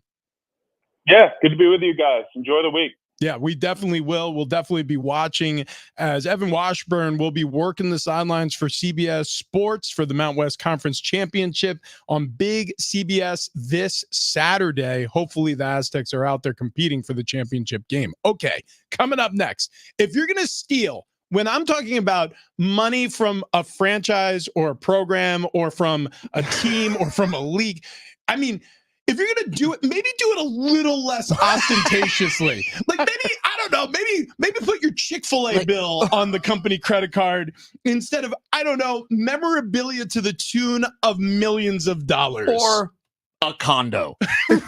And Rich, remember earlier in the show, TD was complaining that we haven't been complimenting him. But look at those biceps. I'll tell you right now, you know what I'm focused on? His neck. No, the glutes. He walked out. I followed him to the break room to make some coffee. We double bagged the Colombian roast. And as he's sashaying down the hallway, I'm like, good thing you said roast. Yeah. As he's sashaying down the hallway, making his way, I was like, that belt is cinched tight, and thank goodness it is. I wish he was wearing yoga pants. Yeah. Booty cheeks. Again. Forgot about booty cheeks. Booty cheeks. SDFatLoss.com, guys. Right. I mean, yeah, if you're looking for the secret, I've got the answer. Actually, Wayne and Chloe have the answer at SDFatLoss.com. So if you're like, you know what? I don't know how you were so incredibly fat and then lost so much weight so quickly, SDFatLoss.com. That's how. Yeah, 8 weeks time, 31 pounds. I mean, come on. You tell me what works better than that. Because not only did I lose weight quickly, I've kept that weight off. Yep. And that's the secret, right? You don't want a yo-yo diet. You don't want to lose the weight and then gain it right back. And that's what you do with some of these fad diets. They work. I mean, you're taking some prescription medication drug. While you're taking that prescription medication drug, you lose weight. As soon as you stop, you gain all that weight right back. And then you gain a little more weight than that. And you want to stay away from that. And you won't do that with SDFatLoss.com because they're going to show you the correct way to do it. You're going to lose it fast. You're going to be healthy while you do it. You're going to feel so much better. You're going to sleep better. Life just gets easier. I promise you that. I mean, the laps that I'm taking, talk to me back in August. I don't know if I could finish it. I'd have to have a water break halfway through. It wouldn't have happened. But thanks to Wayne and Chloe at SDFatLoss.com, now I can complete multiple laps a day. Big time. As Fletch is pointing at something. Yep. Okay. SDFatLoss.com. You don't want to waste another minute. You got nothing to lose but unwanted pounds. Schedule your free consultation today. SDFatLoss.com.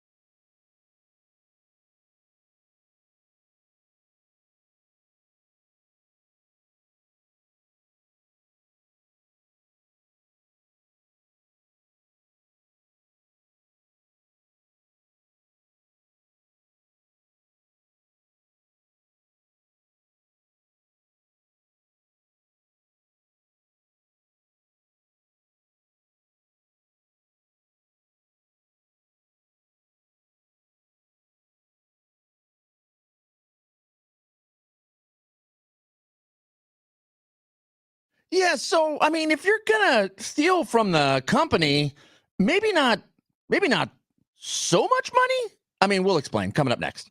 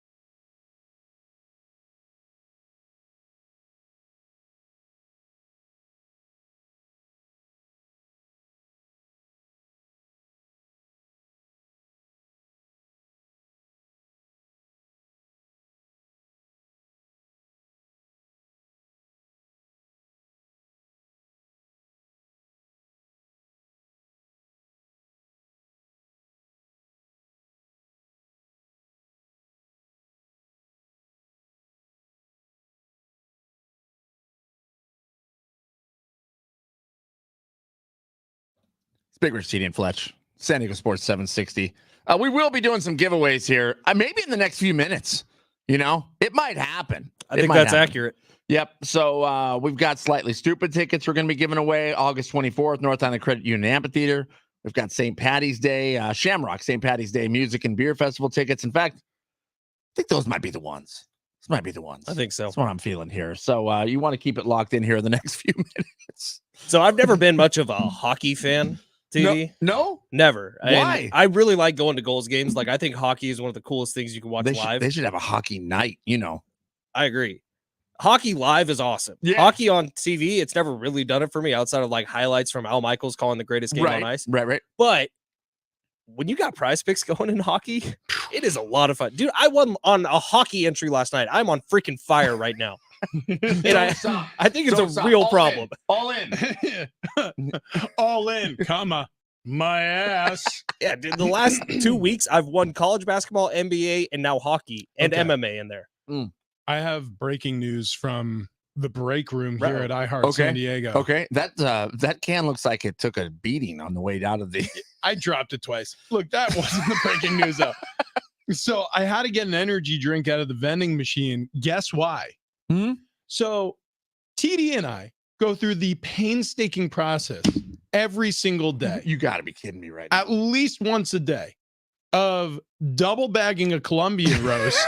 Naturally. Because we like our coffee strong around Right. here. And for whatever reason, the bags of coffee grounds make a thin carafe of coffee. It's iced tea like. It's like, it's the same, like you can see through the coffee. Right. It was in a glass mug. You could see right through it. Right. Okay, look, I'm not going to name names. I'm not going to say anything. But somebody in this building. Just lump me in there because I'm on their team. You don't like the double bag? I do not like the double bag. Here's the deal, guy, and I promise I mean zero offense with this. My fly down. You guys have been in mornings here at iHeart San Diego for 2 years. Right. Look around the mornings everywhere else. Go on. We've all been here for like 7+ years. Whoa. Okay. Now you're part of their So team? like me, LaDonna, and Ted and Jorge have been working this time slot for like 7 years, and the coffee has been the same for like 7 years.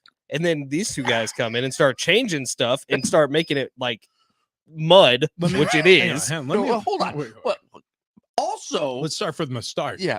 So we went through the effort to make another delicious batch of our coffee. By the way, and I'm guessing LaDonna threw it out. Let's go ahead and add this here. Okay. Yeah.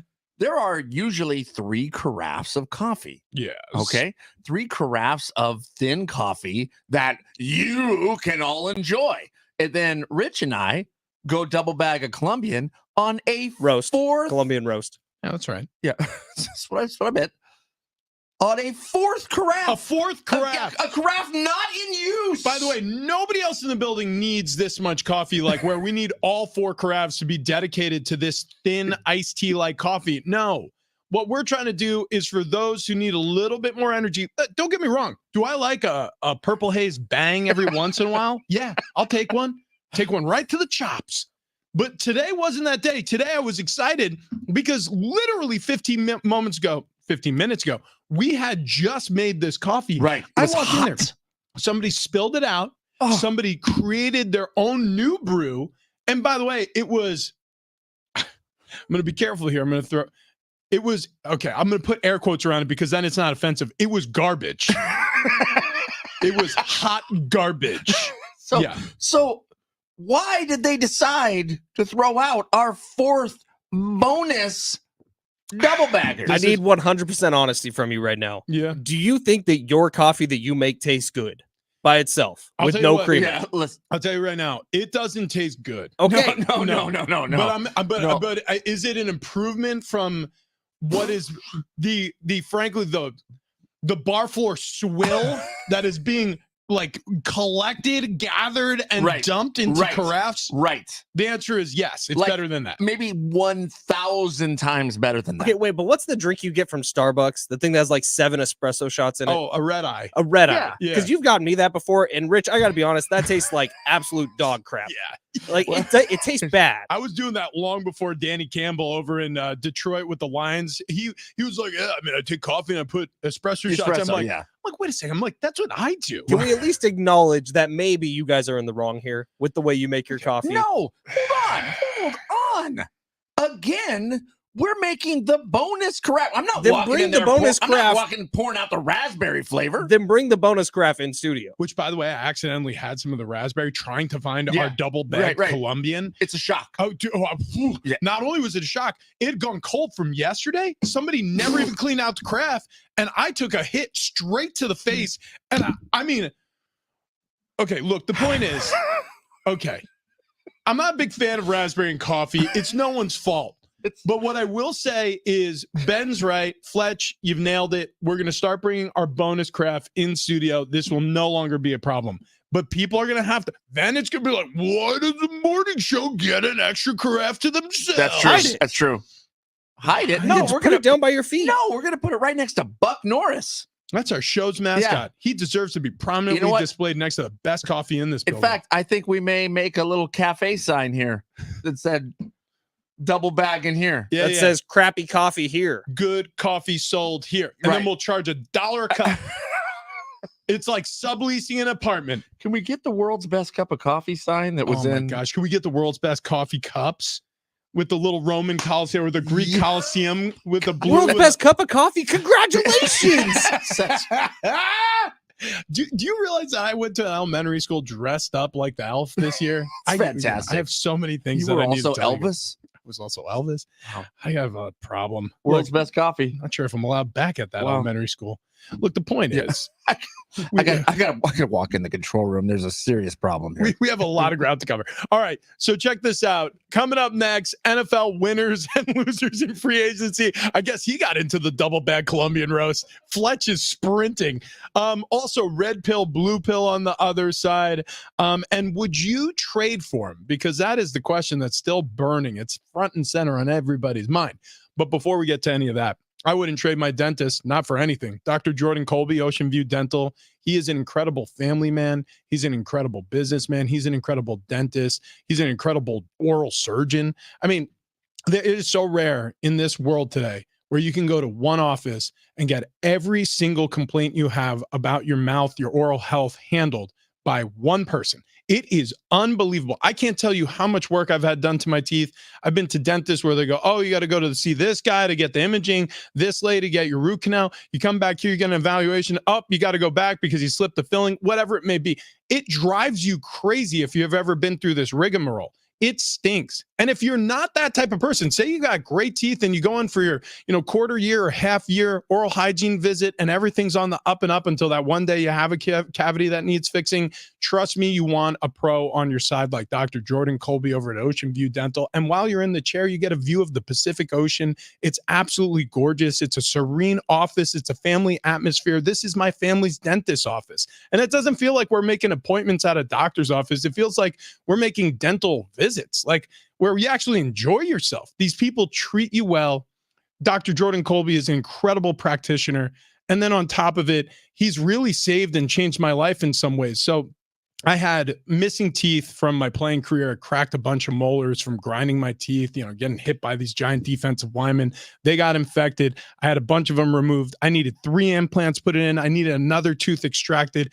Painful process for some, right? Well, if you go to the wrong dentist, mine wasn't. I went to Dr. Jordan Colby. He took care of all this, and I was back on the show the next day. The whole process only took 3 months. I was told it was going to take a year and a half. This guy is incredible. You need to go see my dentist, Dr. Jordan Colby at Ocean View Dental. Check him out at oceanviewdental.net.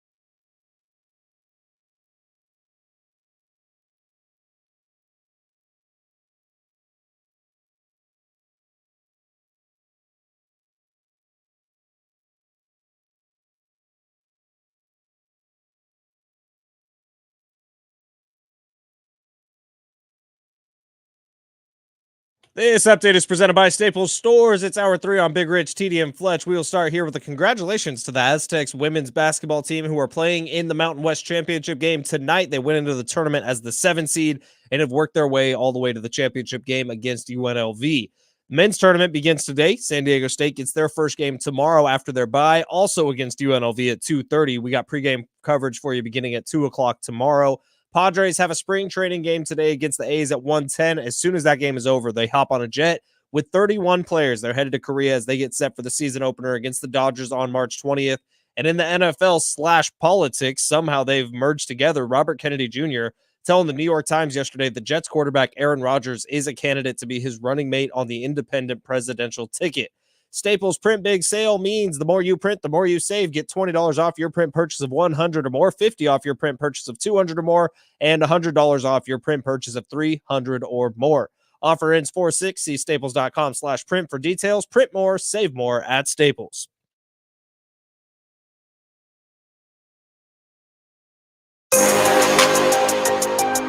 Yeah, happy Wednesday to those who celebrate. Big Rich, TD, and Fletch with you here this morning. NFL free agency rages on. We will give you the up-to-the-moment signings and trades and transactions. And then we have red pill, blue pill. And then we have to talk about the man who's yet to be traded, but everybody was talking about it all off season long. It hasn't happened yet. When will it? Before we get to any of that, occasionally we dabble, or in this case, dribble into areas. Into areas. I'm not talking about basketball. That may make certain shows uncomfortable. It doesn't make our show uncomfortable. I'll tell you right now, because I feel like we're saying all the quiet things out loud. I feel like we're saying the things that many are thinking, but few will say. I feel like I don't know. I don't want to overstate it, but I feel like we're putting on a public service in some ways, because we'll go to areas that are rarely have light shined upon them so that the people are heard. Let's put it this way. Oprah's not on the air anymore, so we have to step in. Correct. And let's put it this way. During the commercial break, this last one, Rich and I were talking about a way for social media that we can honor the Padres heading to Korea. Mm-hmm. And it was a really fun idea, and we're going to do it. And then TD said, have you guys ever noticed that? Well, okay, so I'm the oldest on the show here, right? How old are you? I'm approaching 45. Yeah. So I go use the restroom in the break. Yeah. And then I thought, I don't know if this is a normal thing or if this just happens as you approach 45, but like when I'm peeing and then I shut off the pee stream, now I get some like residual, like it shuts off and then you wait a beat and it goes bloop, bloop, bloop. You get the rest. Much like you were at the gas pump, you pull out the nozzle, and then you get some drippy drips right afterwards. Now, I've noticed that I need to take that beat before I zip back up. Otherwise, it feels like I peed my pants. You're a premature zipper. What? I'm going to walk you through this. So for whatever reason, do I need to go to the doctor, or is this normal? Like, yeah, you're 45. it's normal to me. It's normal to me. Let me tell you something. So he voiced his concern. Fletch is like, save it for air. But I almost jumped in. Dude, that's been happening to me my whole life. Now, check it out. Really? I've been in a Like you shut it down, and you still got like the what's left in the hose. Yeah, buddy. Yeah. So I've been, and I know the answer to this quandary. I'm going to educate everyone here. It's going to blow your mind how simple of a fix this is. Okay, so since I always thought I'm a guy who's in a big rush, right? Mm-hmm. I can't wait to stop peeing to the point where I flush the toilet prematurely. Saying you try to time it out. I try to time it out. So like I'm literally maximizing, or what do you call it? Minimizing the amount of time I'm standing in front of the bowl. So the flush finishes as the stream finishes, and sometimes not before. And I'm tucking that thing like a live wire back in. And so that's a problem. And that's one that I fix. You go when you want to touch it. You want that's a hot wire. Well, so anyway, so for years, I felt like I was in a huge rush, and then I'm like, that's probably not a great feeling, right? You know, you walk around the rest of the day a little soggy. Here's the deal. So as I matured, I was the type of guy who then would shake, rattle, and roll. Right. Before I head for the hills. But then But you can't do it more than twice. Otherwise, I mean, you get called out. Yeah, absolutely. You'll be arrested. Public bathrooms. So, anyways, so I'll sit there. Especially if you didn't have like the partitions. Forget about it. At Over with. SeaWorld, like, swinging a lasso. Like you're at Angel Stadium, it's just a trough. So I got used to the idea of like, I'm gonna wait this thing out. You know what I mean? I'm gonna make sure that we're making like when the auto brew finishes, it has those final last couple of drips. Like that's exactly that. I'm gonna wait. I'm gonna wait. But even then, I found as I would exit the bathroom, I'd be like, no, geez, I wasn't quite done, I guess. Wow. So one time I just was on a website. I forget what I was searching for, but it was for something related to something else. And I was like, wait a second. There was a video about this very thing. I'm like, this is insane. Really? This guy. That's like a thing? Okay, so check this out. So some people have this like their whole lives. Some people get it as they age. So you have an off button in the in-between land. I'm not kidding. For real? Oh, yeah. So whatever is Let's check valve. Yeah. Whatever's on the outside, that goes all the way inside and underneath. Got it. So if Got it.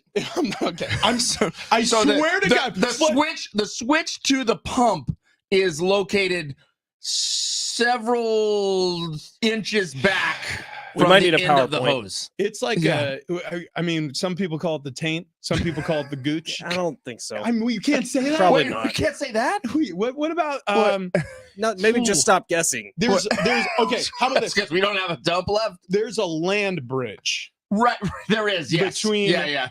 the nether regions. Right. Okay, that's as far as I'll take it. Okay. If you press the button underneath, and I'm not even kidding, the guy who I saw this from, he says press the button 3 times and then shake, rattle, and roll. Wait. For whatever reason, so it clears the hose. I swear to God, it works. You tried it? Yes. I mean, so I'm not an every timer, but when I remember, or when I'm wearing khakis, oh, dude, yeah, I'm pressing the shut off. Go ahead and take a peek at the text line, both you boys. The Yeah. text from the 661, which is the second one down, actually confirms Rich's story. Now, TD, the question I have for you. Oh my God, there it is. What? There it is. Dude, he knows the trick. Wow. TD, the question for you, as you come in during commercial break, and this is the first thing you say to us, my mind immediately went to, did you pee your pants? No, not today. Like, are you sitting in your dirty pee pants right now? No, that like yesterday. Yeah, that happened because I was like, whoop, I was out of time. Went too fast. I got the. It's probably like a thimble full, but it's not comfortable. No, the least comfortable answer for this and the least comfortable solution for this is, well, you just got to sit down when you pee. Wow. I think that men probably all hit an age where you need to start sitting down when you pee. That doesn't sound like something I'm interested in. I'm not there. I don't ever want to get there. This feels like an evolutionary trait we need to exploit until the day they put me in the ground. I was born to pee standing up. Which, baby, I was born to pee. this also leads me to a top 5 list. Yeah, which is Top 5 places to pee.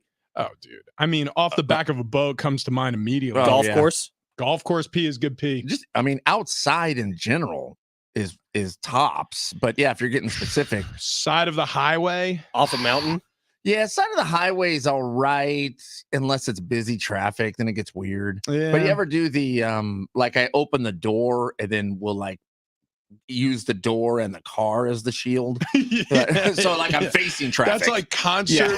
That's like concert parking lot peeing where you're like, I mean, I'm out of options. yeah, this is it. This is as good as it gets. Here's what I promise you. Toilet is not in my top 5.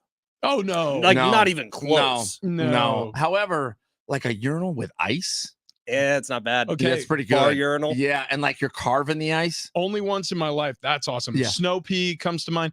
One time, upstate New York, when I was a kid, went with a bunch of friends. Bridge pee is unbelievable. Ooh, yeah, the distance is Oh cool, my God, man. dude. Yeah. You get to see because the stream breaks apart eventually. And yeah, it's like molecules falling. It's the coolest. And there's a solid delay in the time where it's in the air before it hits the water. Right.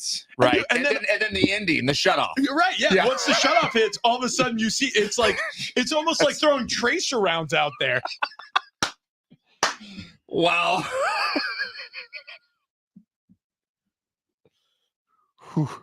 Yeah. We did it. Yeah. Man, I didn't practice these NBA scores, so I don't even know if I got them all. Gonna go real well. Yeah, I don't even know if the right winners here. I didn't look at them. It'll be We'll figure it out. pretty easy to follow his lap. You just follow the trail of water. What? That's not water. Come old Leaky Putzdale.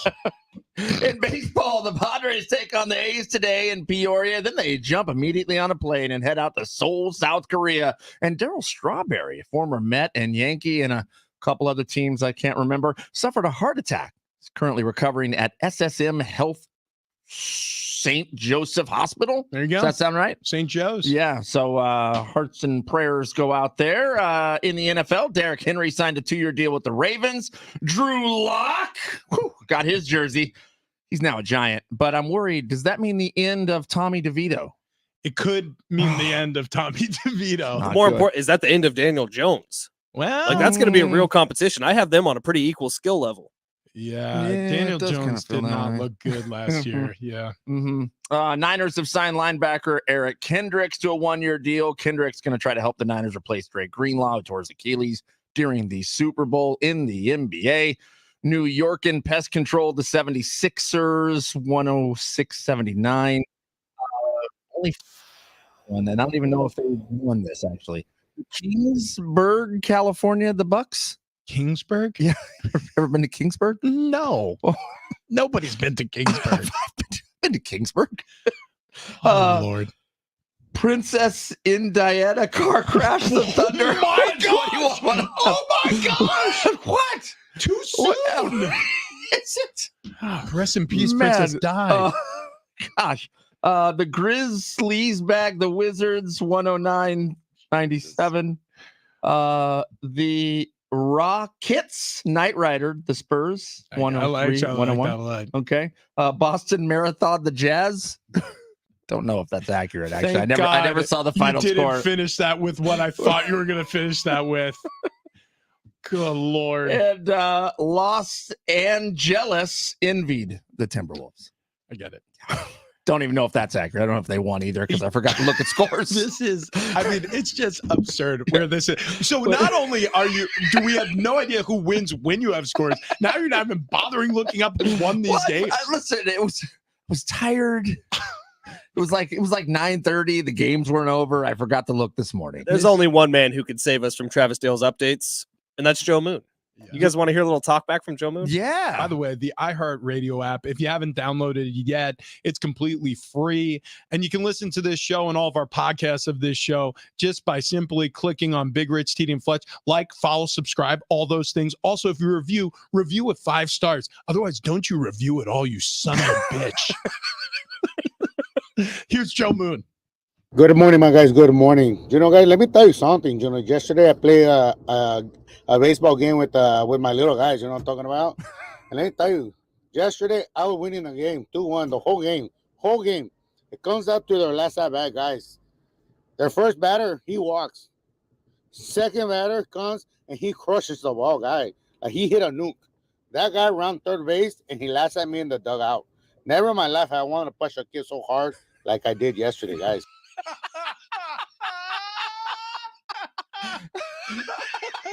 I never want to push the kid so hard. So there, Oh, Joe. I totally get this, Joe Moon.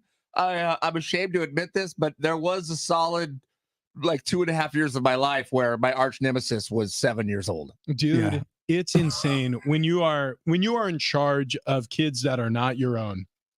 This happened to me yesterday, and there are occasions where they do something that disappoints you, or they do something to your kids, and the restraint you have to show, like you're just like, oh gosh, oh man, if all things were allowed, you'd be getting dragged around by your ankle and slammed into stuff. Like, it is insane. But look, you showed great restraint. You didn't punch a child. It's good. So good on you, Joe Moon. Nicely done, Joe Moon. Well done. Should have hit him. What? Don't take that advice. Well, no, if the kid's terrible. laughing at you and Yeah. taunting you, I feel like that's permission. Yeah, look, Fletch is about 8 months away from having a child. Not true. So he doesn't know. He's fertile. Yeah. He's so Yeah. fertile. He is a burgeoning success story Right. from a fatherhood standpoint. If Ben Fletcher was an Eagle, Yeah. there'd be eaglets. There would be. Again, Yeah. too soon. That is 3 references in one segment that are all too soon. Tell you right now, tell you who needs to push your button. Kendall. Nope. Kendall. That's right. The button. The land bridge. Yeah. Talk to her about it tonight. All I'm saying is, well, No. Is she listening now? Can we call her? we She's should. in class. We should call her in class. I think. Around first graders. Oh, yeah. You want to talk about pushing a button? No, well, you want to talk about beating up first graders? Well, yeah. So I think we can meet in the middle here, and we could talk about making new first graders. Good point. Okay. Should we do some red pill, blue pill? I think we should. Yeah. I think we should. It's Time. been it's Wednesday. Yeah. It's been a long-standing Wednesday tradition. We never forget to do this. Oh, speaking of forgetting to do things, we do have tickets to give Golly. away.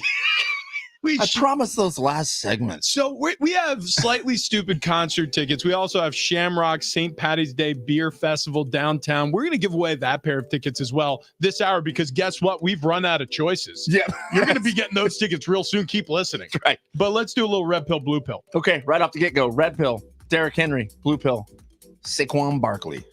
Oof. Ooh. So ooh. Saquon has a 3-year deal. Henry has a 2-year deal. Should we take the deals out of it This is just them at their current ages. Who would you rather have? for this next season? Saquon Barkley. For me, it's Saquon. Are we assuming health? Younger? Yeah, you have to assume health. He's younger. I'm not going to say he's more talented because Derrick Henry's going to the Hall of Fame, and he's never won a Super Bowl. But I'm True. going to say Saquon Barkley. He's just better with a worse offensive line. Yeah, I agree with that. I think he's a little more versatile too. I think I can use him a little differently. What is the music you chose? I don't know, but I'm liking it, and this is really tough. Yeah, I waffled for a second because Derrick Henry at full speed. I just don't think he's too old to do what he did even 2 years ago. So I'll tell you, Saquon Barkley can elevate an offense unlike Derrick Henry can. However, Derrick Henry's in a better situation, but if you take situations out of it, if you just go player to player, it has to be Saquon Yeah, I Barkley. think you're right. So we all took the blue pill on that one. That's right. Okay, so our next round here, red pill, blue pill. Red pill, you can only watch Russell Wilson interviews every time that you look at the NFL. Or blue pill, you can only watch Aaron Rodgers interviews. Third option, cyanide Wow. pill. Give it to me. Wow. So, Wow. that's all you get. Okay. Yeah, if you want anything outside of a game, it's either Russell Wilson or Aaron Rodgers. So Aaron Rodgers might be vice president. Red pill is more of a goof. Blue pill, like there are some seriously controversial things that come out of Right. Aaron Rodgers' mouth. So it's which one makes you cringe more? I guess I like hearing the crazy stuff that Russell Wilson comes up with. Wow, really? Yeah, because he will say some, nutty things. Like, do you remember with the Denver, I think it was this season when they went to Europe and he was talking about how he was doing high knees and stretching on the plane. It's an 8-hour plane ride. He was like, well, the rest of my teammates slept, because they're not trying to get better, but I was.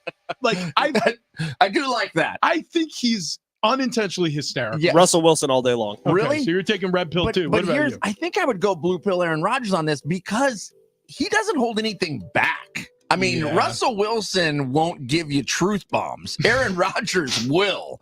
So I kind of feel like I'd get more info from Aaron Rodgers, but I wouldn't laugh as much. There's something with Aaron Rodgers where it feels like he's talking down to you. I don't get that from Russ, and I hate being talked down to. No, Russell Wilson's a little bit of a puppet Idiot. at a child's show. By the way, to rewind to the conversation we were having earlier, could we call the maneuver I was talking about the 2-finger gooch punch? Is that? That feels street legal. Sure. All right. Red pill. Is that some coffee we're gonna make? Yeah, that's actually an Ethiopian roast. We're excited to launch that one. 2-finger gooch punch. All right. Red pill. You have a head the size of a watermelon. Blue pill. Your head's the size of an apple. And we go to the news desk where Travis Dale, who has experienced the head of a watermelon. I was gonna say I already have that. I love it. Dude, Look, I almost put pumpkin, but I thought my head is probably the size of a pumpkin.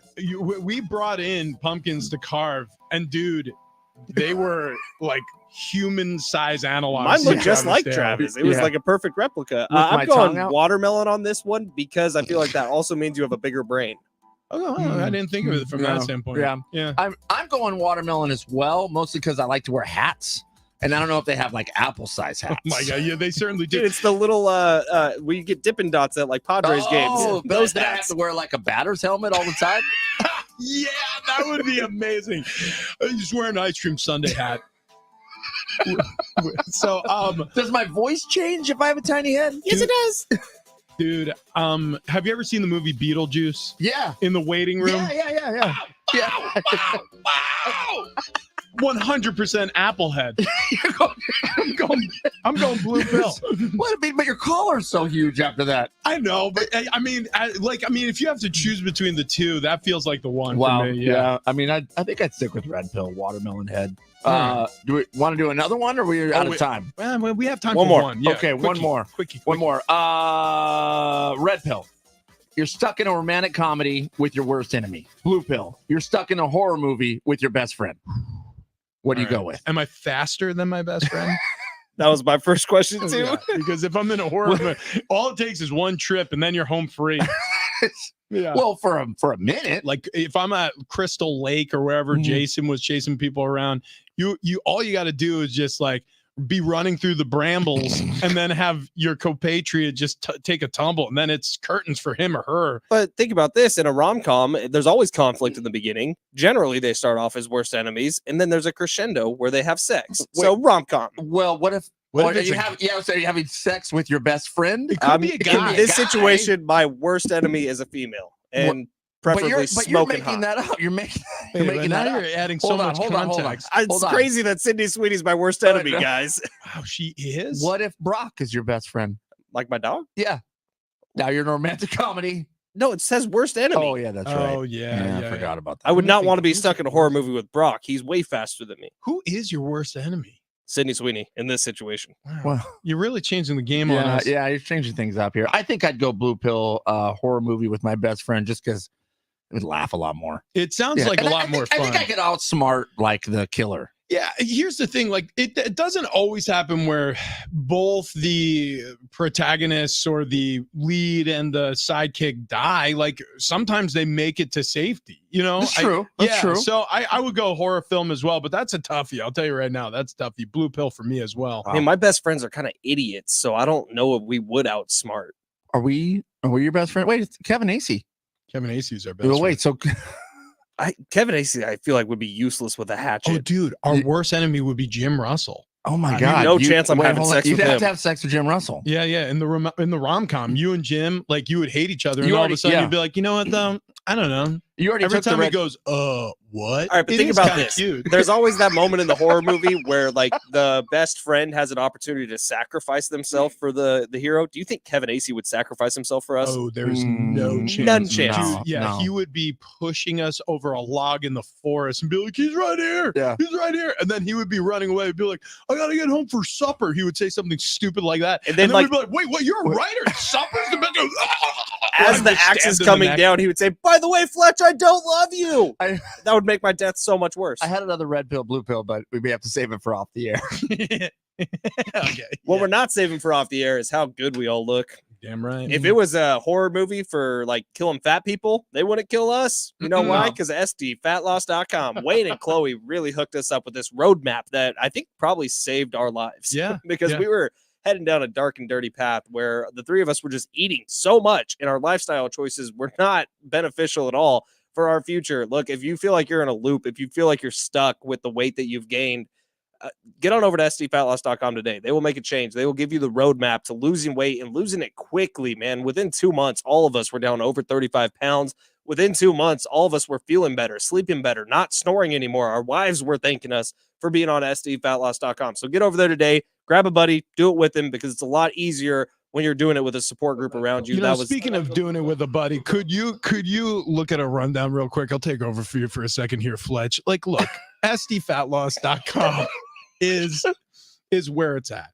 I can speak from experience, so can TD. Yes. Like, we've all lost a tremendous amount my of weight. God. All of us have lost over 35 pounds. Fletch has lost over 50 pounds. We're all in the maintenance stage right now. But if you are on your journey or just starting or don't know where to start, right, Fletch? SDFatLoss.com. That's the place to go. Do not ever get a link to our rundown, please.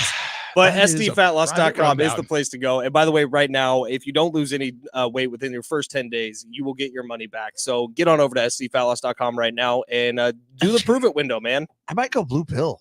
Yeah. 'Cause I don't know if I could stomach the red pill. The Free oddly. consultation with Wayne and Chloe. We get to see Wayne tomorrow, by the way, guys. Mhm. Oh yeah, dude, he's coming. Oh, I can't wait to see him. It's gonna be a blast. STFatloss.com. STFatloss.com indeed. Okay, we got to give away a pair of tickets. So, I mean, it's going to be either slightly stupid or it's going to be the beer fest downtown for St. Patty's Day. Dealer's choice. Okay. So you're Dealer's either going to choice. Shamrock or you're going to Dirty Heads with Slightly stupid. Slightly stupid, thank you. Either one. I mean, so Fletch, which one do you want to give away? Shamrock. Shamrock right now. So you got to call 877-767-4760. That's 877-SORG-760. 877 Popism 0. It's so simple. Look, you just look at your dialing pad, just mash numbers together. You'll reach our station. That's how they designed this number. So you didn't even got to It's think. incredible. Okay, we got to break. Okay, All right. are we late? It's 8:30. Okay, we got to go. We're never gonna win this next quarter round. Call in 2 minutes. Call in 2 minutes at 877 Popism 0 for Shamrock tickets.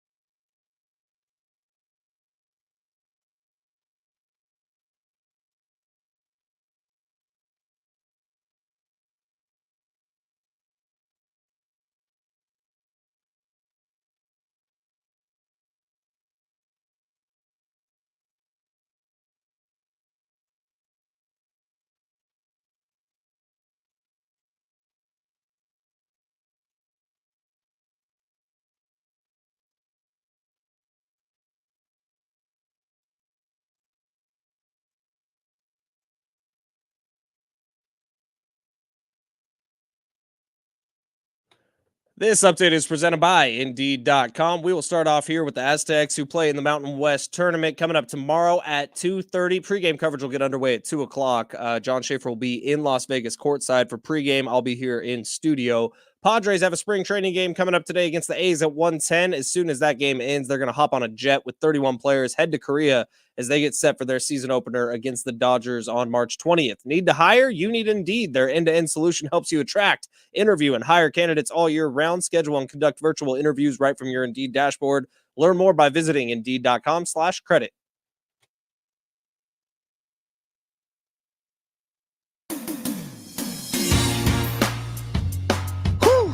Yeah, bigger seat in Fletch. San Diego Sports 760. We're so out of breath. Yeah. We're doing so many activities during the break, including giving away those Shamrock St. Patty's Day Music and Beer Festival tickets. So tradition returns as an authentic Irish celebration takes over the streets of San Diego. Historic Gaslamp District. It's happening this Saturday, March 16th. SanDiegoShamrock.com for tickets and info, or listen tomorrow because we've got another pair. Got another pair tomorrow. We're going to have another pair Friday. And also we have those slightly stupid tickets still available to win. That's right. The celebration returns to North Island Credit Union Amphitheater. That's going to be on August 24th. Tickets and info at livenation.com. Do not shake your head. Do not shake your head in there, Fletch. That's a clean read. That's what they call it in the biz. Yeah.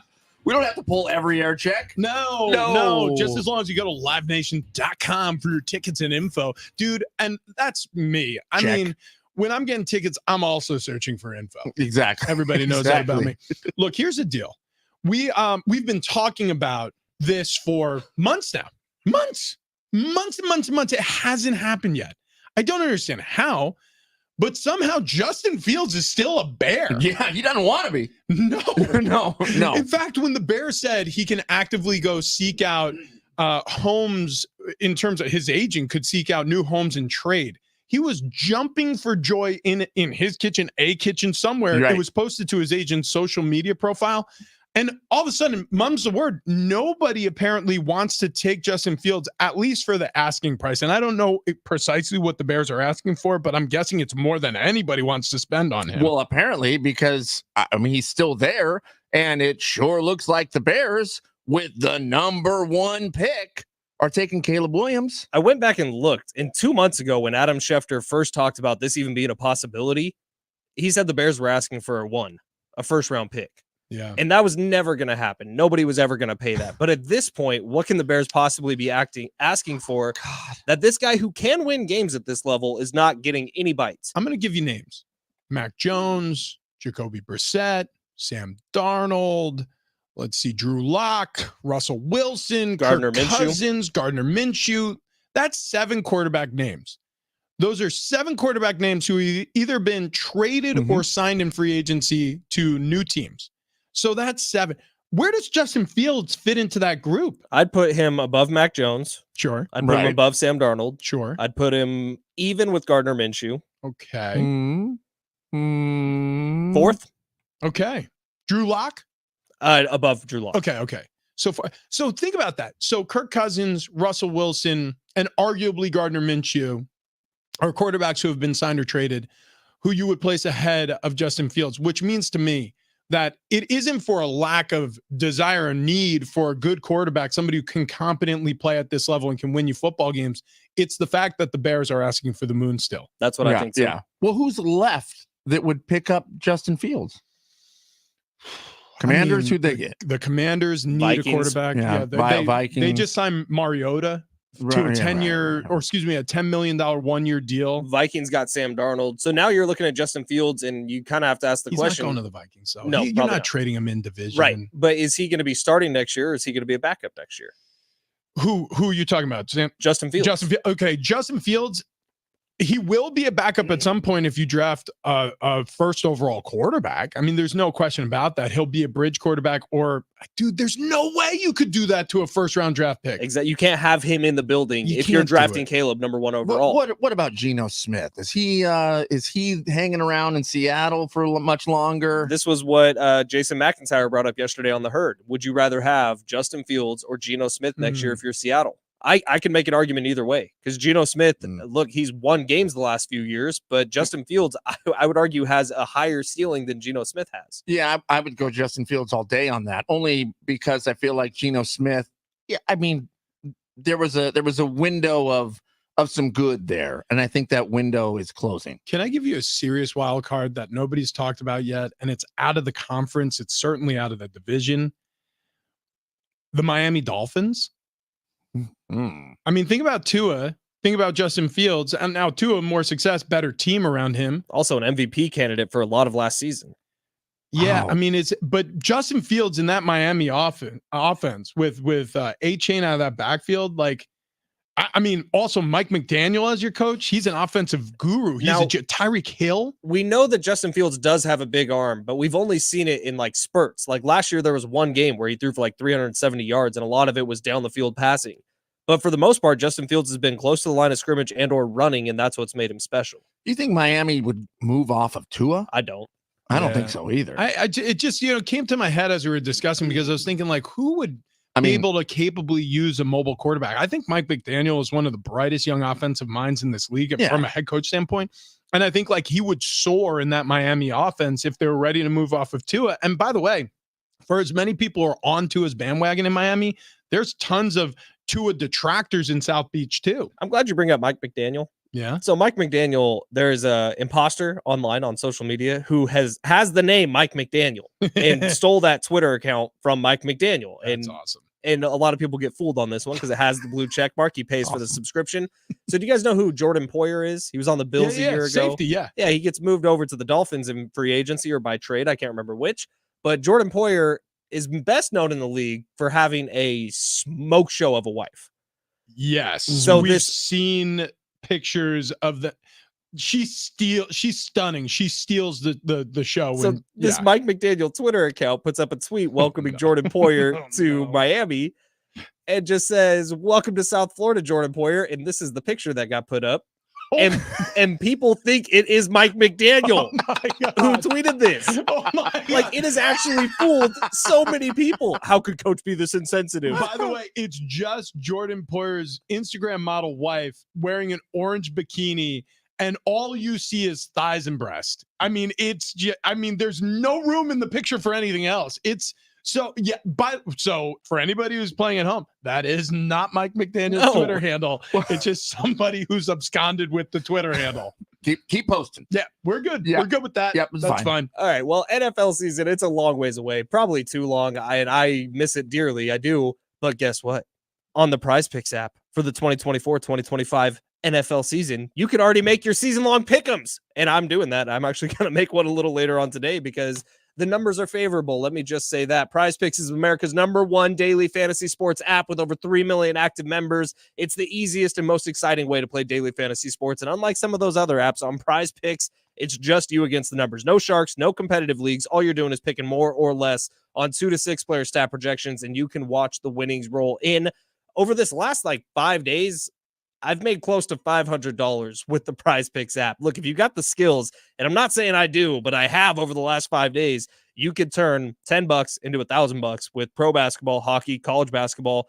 Any entries today, they got options upon options. Get in on the excitement with Prize Picks. Turn your latest hoops knowledge or your latest darts knowledge, or for me, it was latest hockey knowledge last night, into some serious cash. Get on over to Prize Picks today. Use promo code Fletch. Get a first deposit match up to $100. Pick more, pick less. It's that easy with Prize Picks. Download the app today. Coming up next, bottom of the barrel, and we wrap this thing up.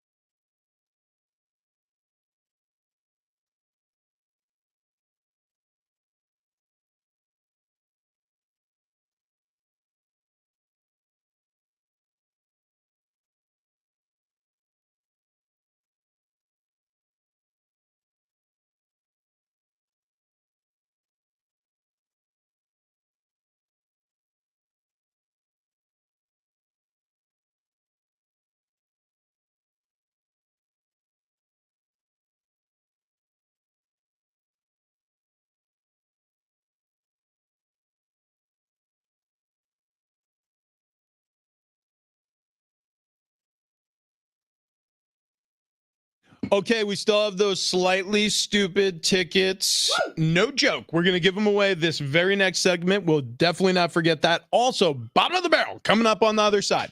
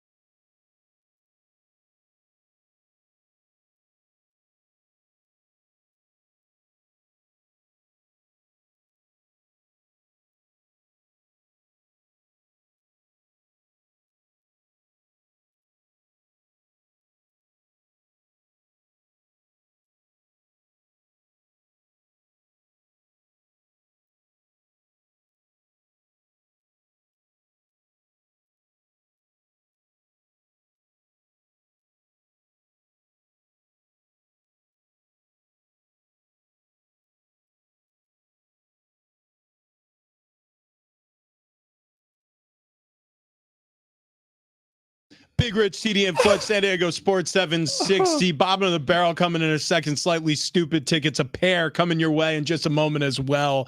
The text line has exploded. There are men around the San Diego County region, extended Southern California in general, texting the show, sending messengers to our studio to tell us how much we appreciate talking about the quiet parts out loud. Yeah.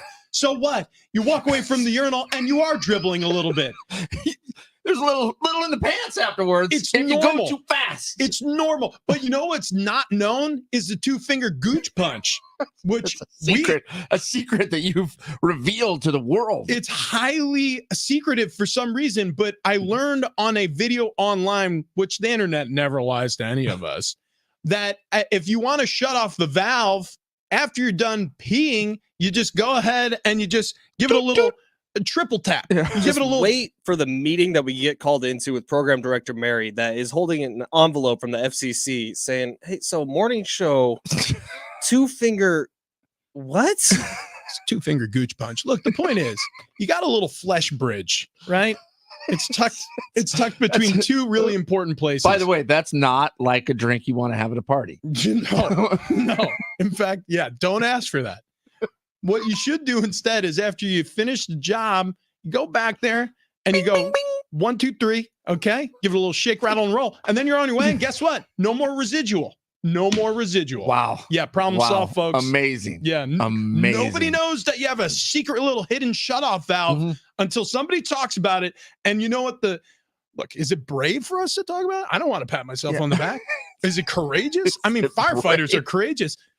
You know, we're just a couple of guys who are willing to go there. That's right. That's right. We were also asked what Jordan Poyer's wife name is. It's Rachel Bush. Oh, yeah. That is, well, Google, sometimes Google they write themselves. Okay. Happy birthday to Program Director Mary, by the way. Knew that. Nicely done. Yep. That's a big one. Yep. That's a big one. Happy B-Day, Mary Ayala. Tireless effort, keeping this place running all these years. Until, of course, we've been given a morning show. It's going to be a short stint for her and all of us. Yeah. Okay, so bottom of the barrel today. Uh-huh. Exciting bunch of stories. Right? TD, why don't you lead us off? Well, I like this one here that actually Fletch put in bottom of the barrel. The new Kobe Bryant statue got a bunch of typos. You mean the engravings are wrong? The engravings are way wrong. What? This isn't it's bottom of the barrel bed music. Oh, A little country Americana. It sounds like Bob Dylan. So, anyways, the 81-point game for Kobe Bryant against the Toronto Raptors, historic game. They put the whole box score of that game up on this statue, Yeah. and it's all engraved in stone. And pretty much everyone's name other than Kobe Bryant is misspelled. Oh my gosh. Yeah. And the Lakers have said, we're aware of this problem. It's been up for 2 weeks. So they're aware of the problem, and they haven't just taken off the placard that has everyone's my name thought. spelled wrong. Is it a placard, though, or was it engraved into the base? You know, It's I don't know engraved the- into, like, granite. But if you know that there's a problem, fix it. So what typically happens is you'll get almost like a countertop, right? You know, you'll like corner cut it like 45-degree angles, and you'll surround the base of a statue with like a facade in stone, right? So I'm assuming they did that. So this is as easy as just getting out a crowbar, prying that sucker off, sending it back to whoever did this awful engraving. If they were responsible for the typos, or worse, somebody with the Lakers organization sent it in all effed up. Well, probably what happened is somebody just went to like ESPN history and the box scores in there and just sent that off. Yeah. So maybe ESPN's the one who messed up. That is what are you looking at? I'm looking at the statue, and yeah, it looks like it's 4 pieces of granite that were tilted up, around the base of it. So yeah, you just got to. I can't get to any story here. I keep going down a different rabbit hole. So check this out. This one is going to alarm some. It's going to really make certain people think. But a revealing study surveying 2,000 Americans who live with their partner finds 36% appreciate when either they or their partner aren't home and don't have to share a bed. House to yourself, best bracket ever. Okay, so more than a It didn't third. go that far. More than a third of couples. Again, so I talked about the 2-finger gooch punch. Okay. I'm going to give you another little life hack right now. All right. So Annie and I had this problem. I'd wake her up constantly. She'd wake me up constantly. She's like a covers hog. She's like a friggin' tornado. Yeah, that's what Sarah does. So her feet are always cold. It's something every night.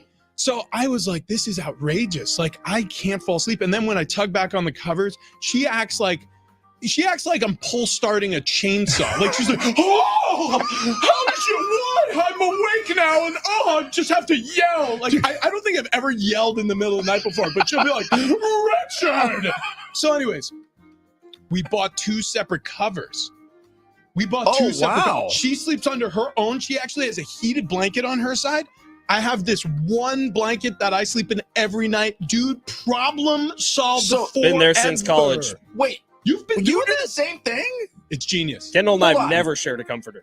So you have like 2 twins? She has a comforter, like a big fluffy one that she likes. I have a sheet and a little blanket. So that's what I do. Wow. Dude, it's two kings. We have a king size bed. 2 kings. 2 King comforters. like, so you got what? They overlap each other? So when you make the bed, you just like lay them on top of each other. But when you unmake the bed, you separate the comforters. One, you go to your corner, I go to my corner. Wow. And the only times those paths cross is when, we're getting a little practice. All right, thank you to Evan Washburn, who was on the show earlier today talking about the Mountain West Conference Tournament, which begins today, by the way. But watch Why on does that remind you CBS. of Evan Washburn? What was that? Why did that remind you of Evan Washburn? Speaking of Because practice. it's the end of the show, Speaking and I'm of thanking our guests that we had Washburns. on. But Evan Washburn available on the free iHeartRadio app if you missed it, getting you set for the Mountain West Conference Tournament. Aztecs play tomorrow. We got coverage of that game beginning at 2:00. John Schaefer and I for pregame, 2:30 with the tip with Uncle Teddy. Thank you, Rich. Thank you, TD. Thank you, the Roadies, the Dogs, the Hangers, the Bangers. Let's give away some tickets and close this thing out. Love it. 877-767-4760. 877-SORG-760. Slightly stupid with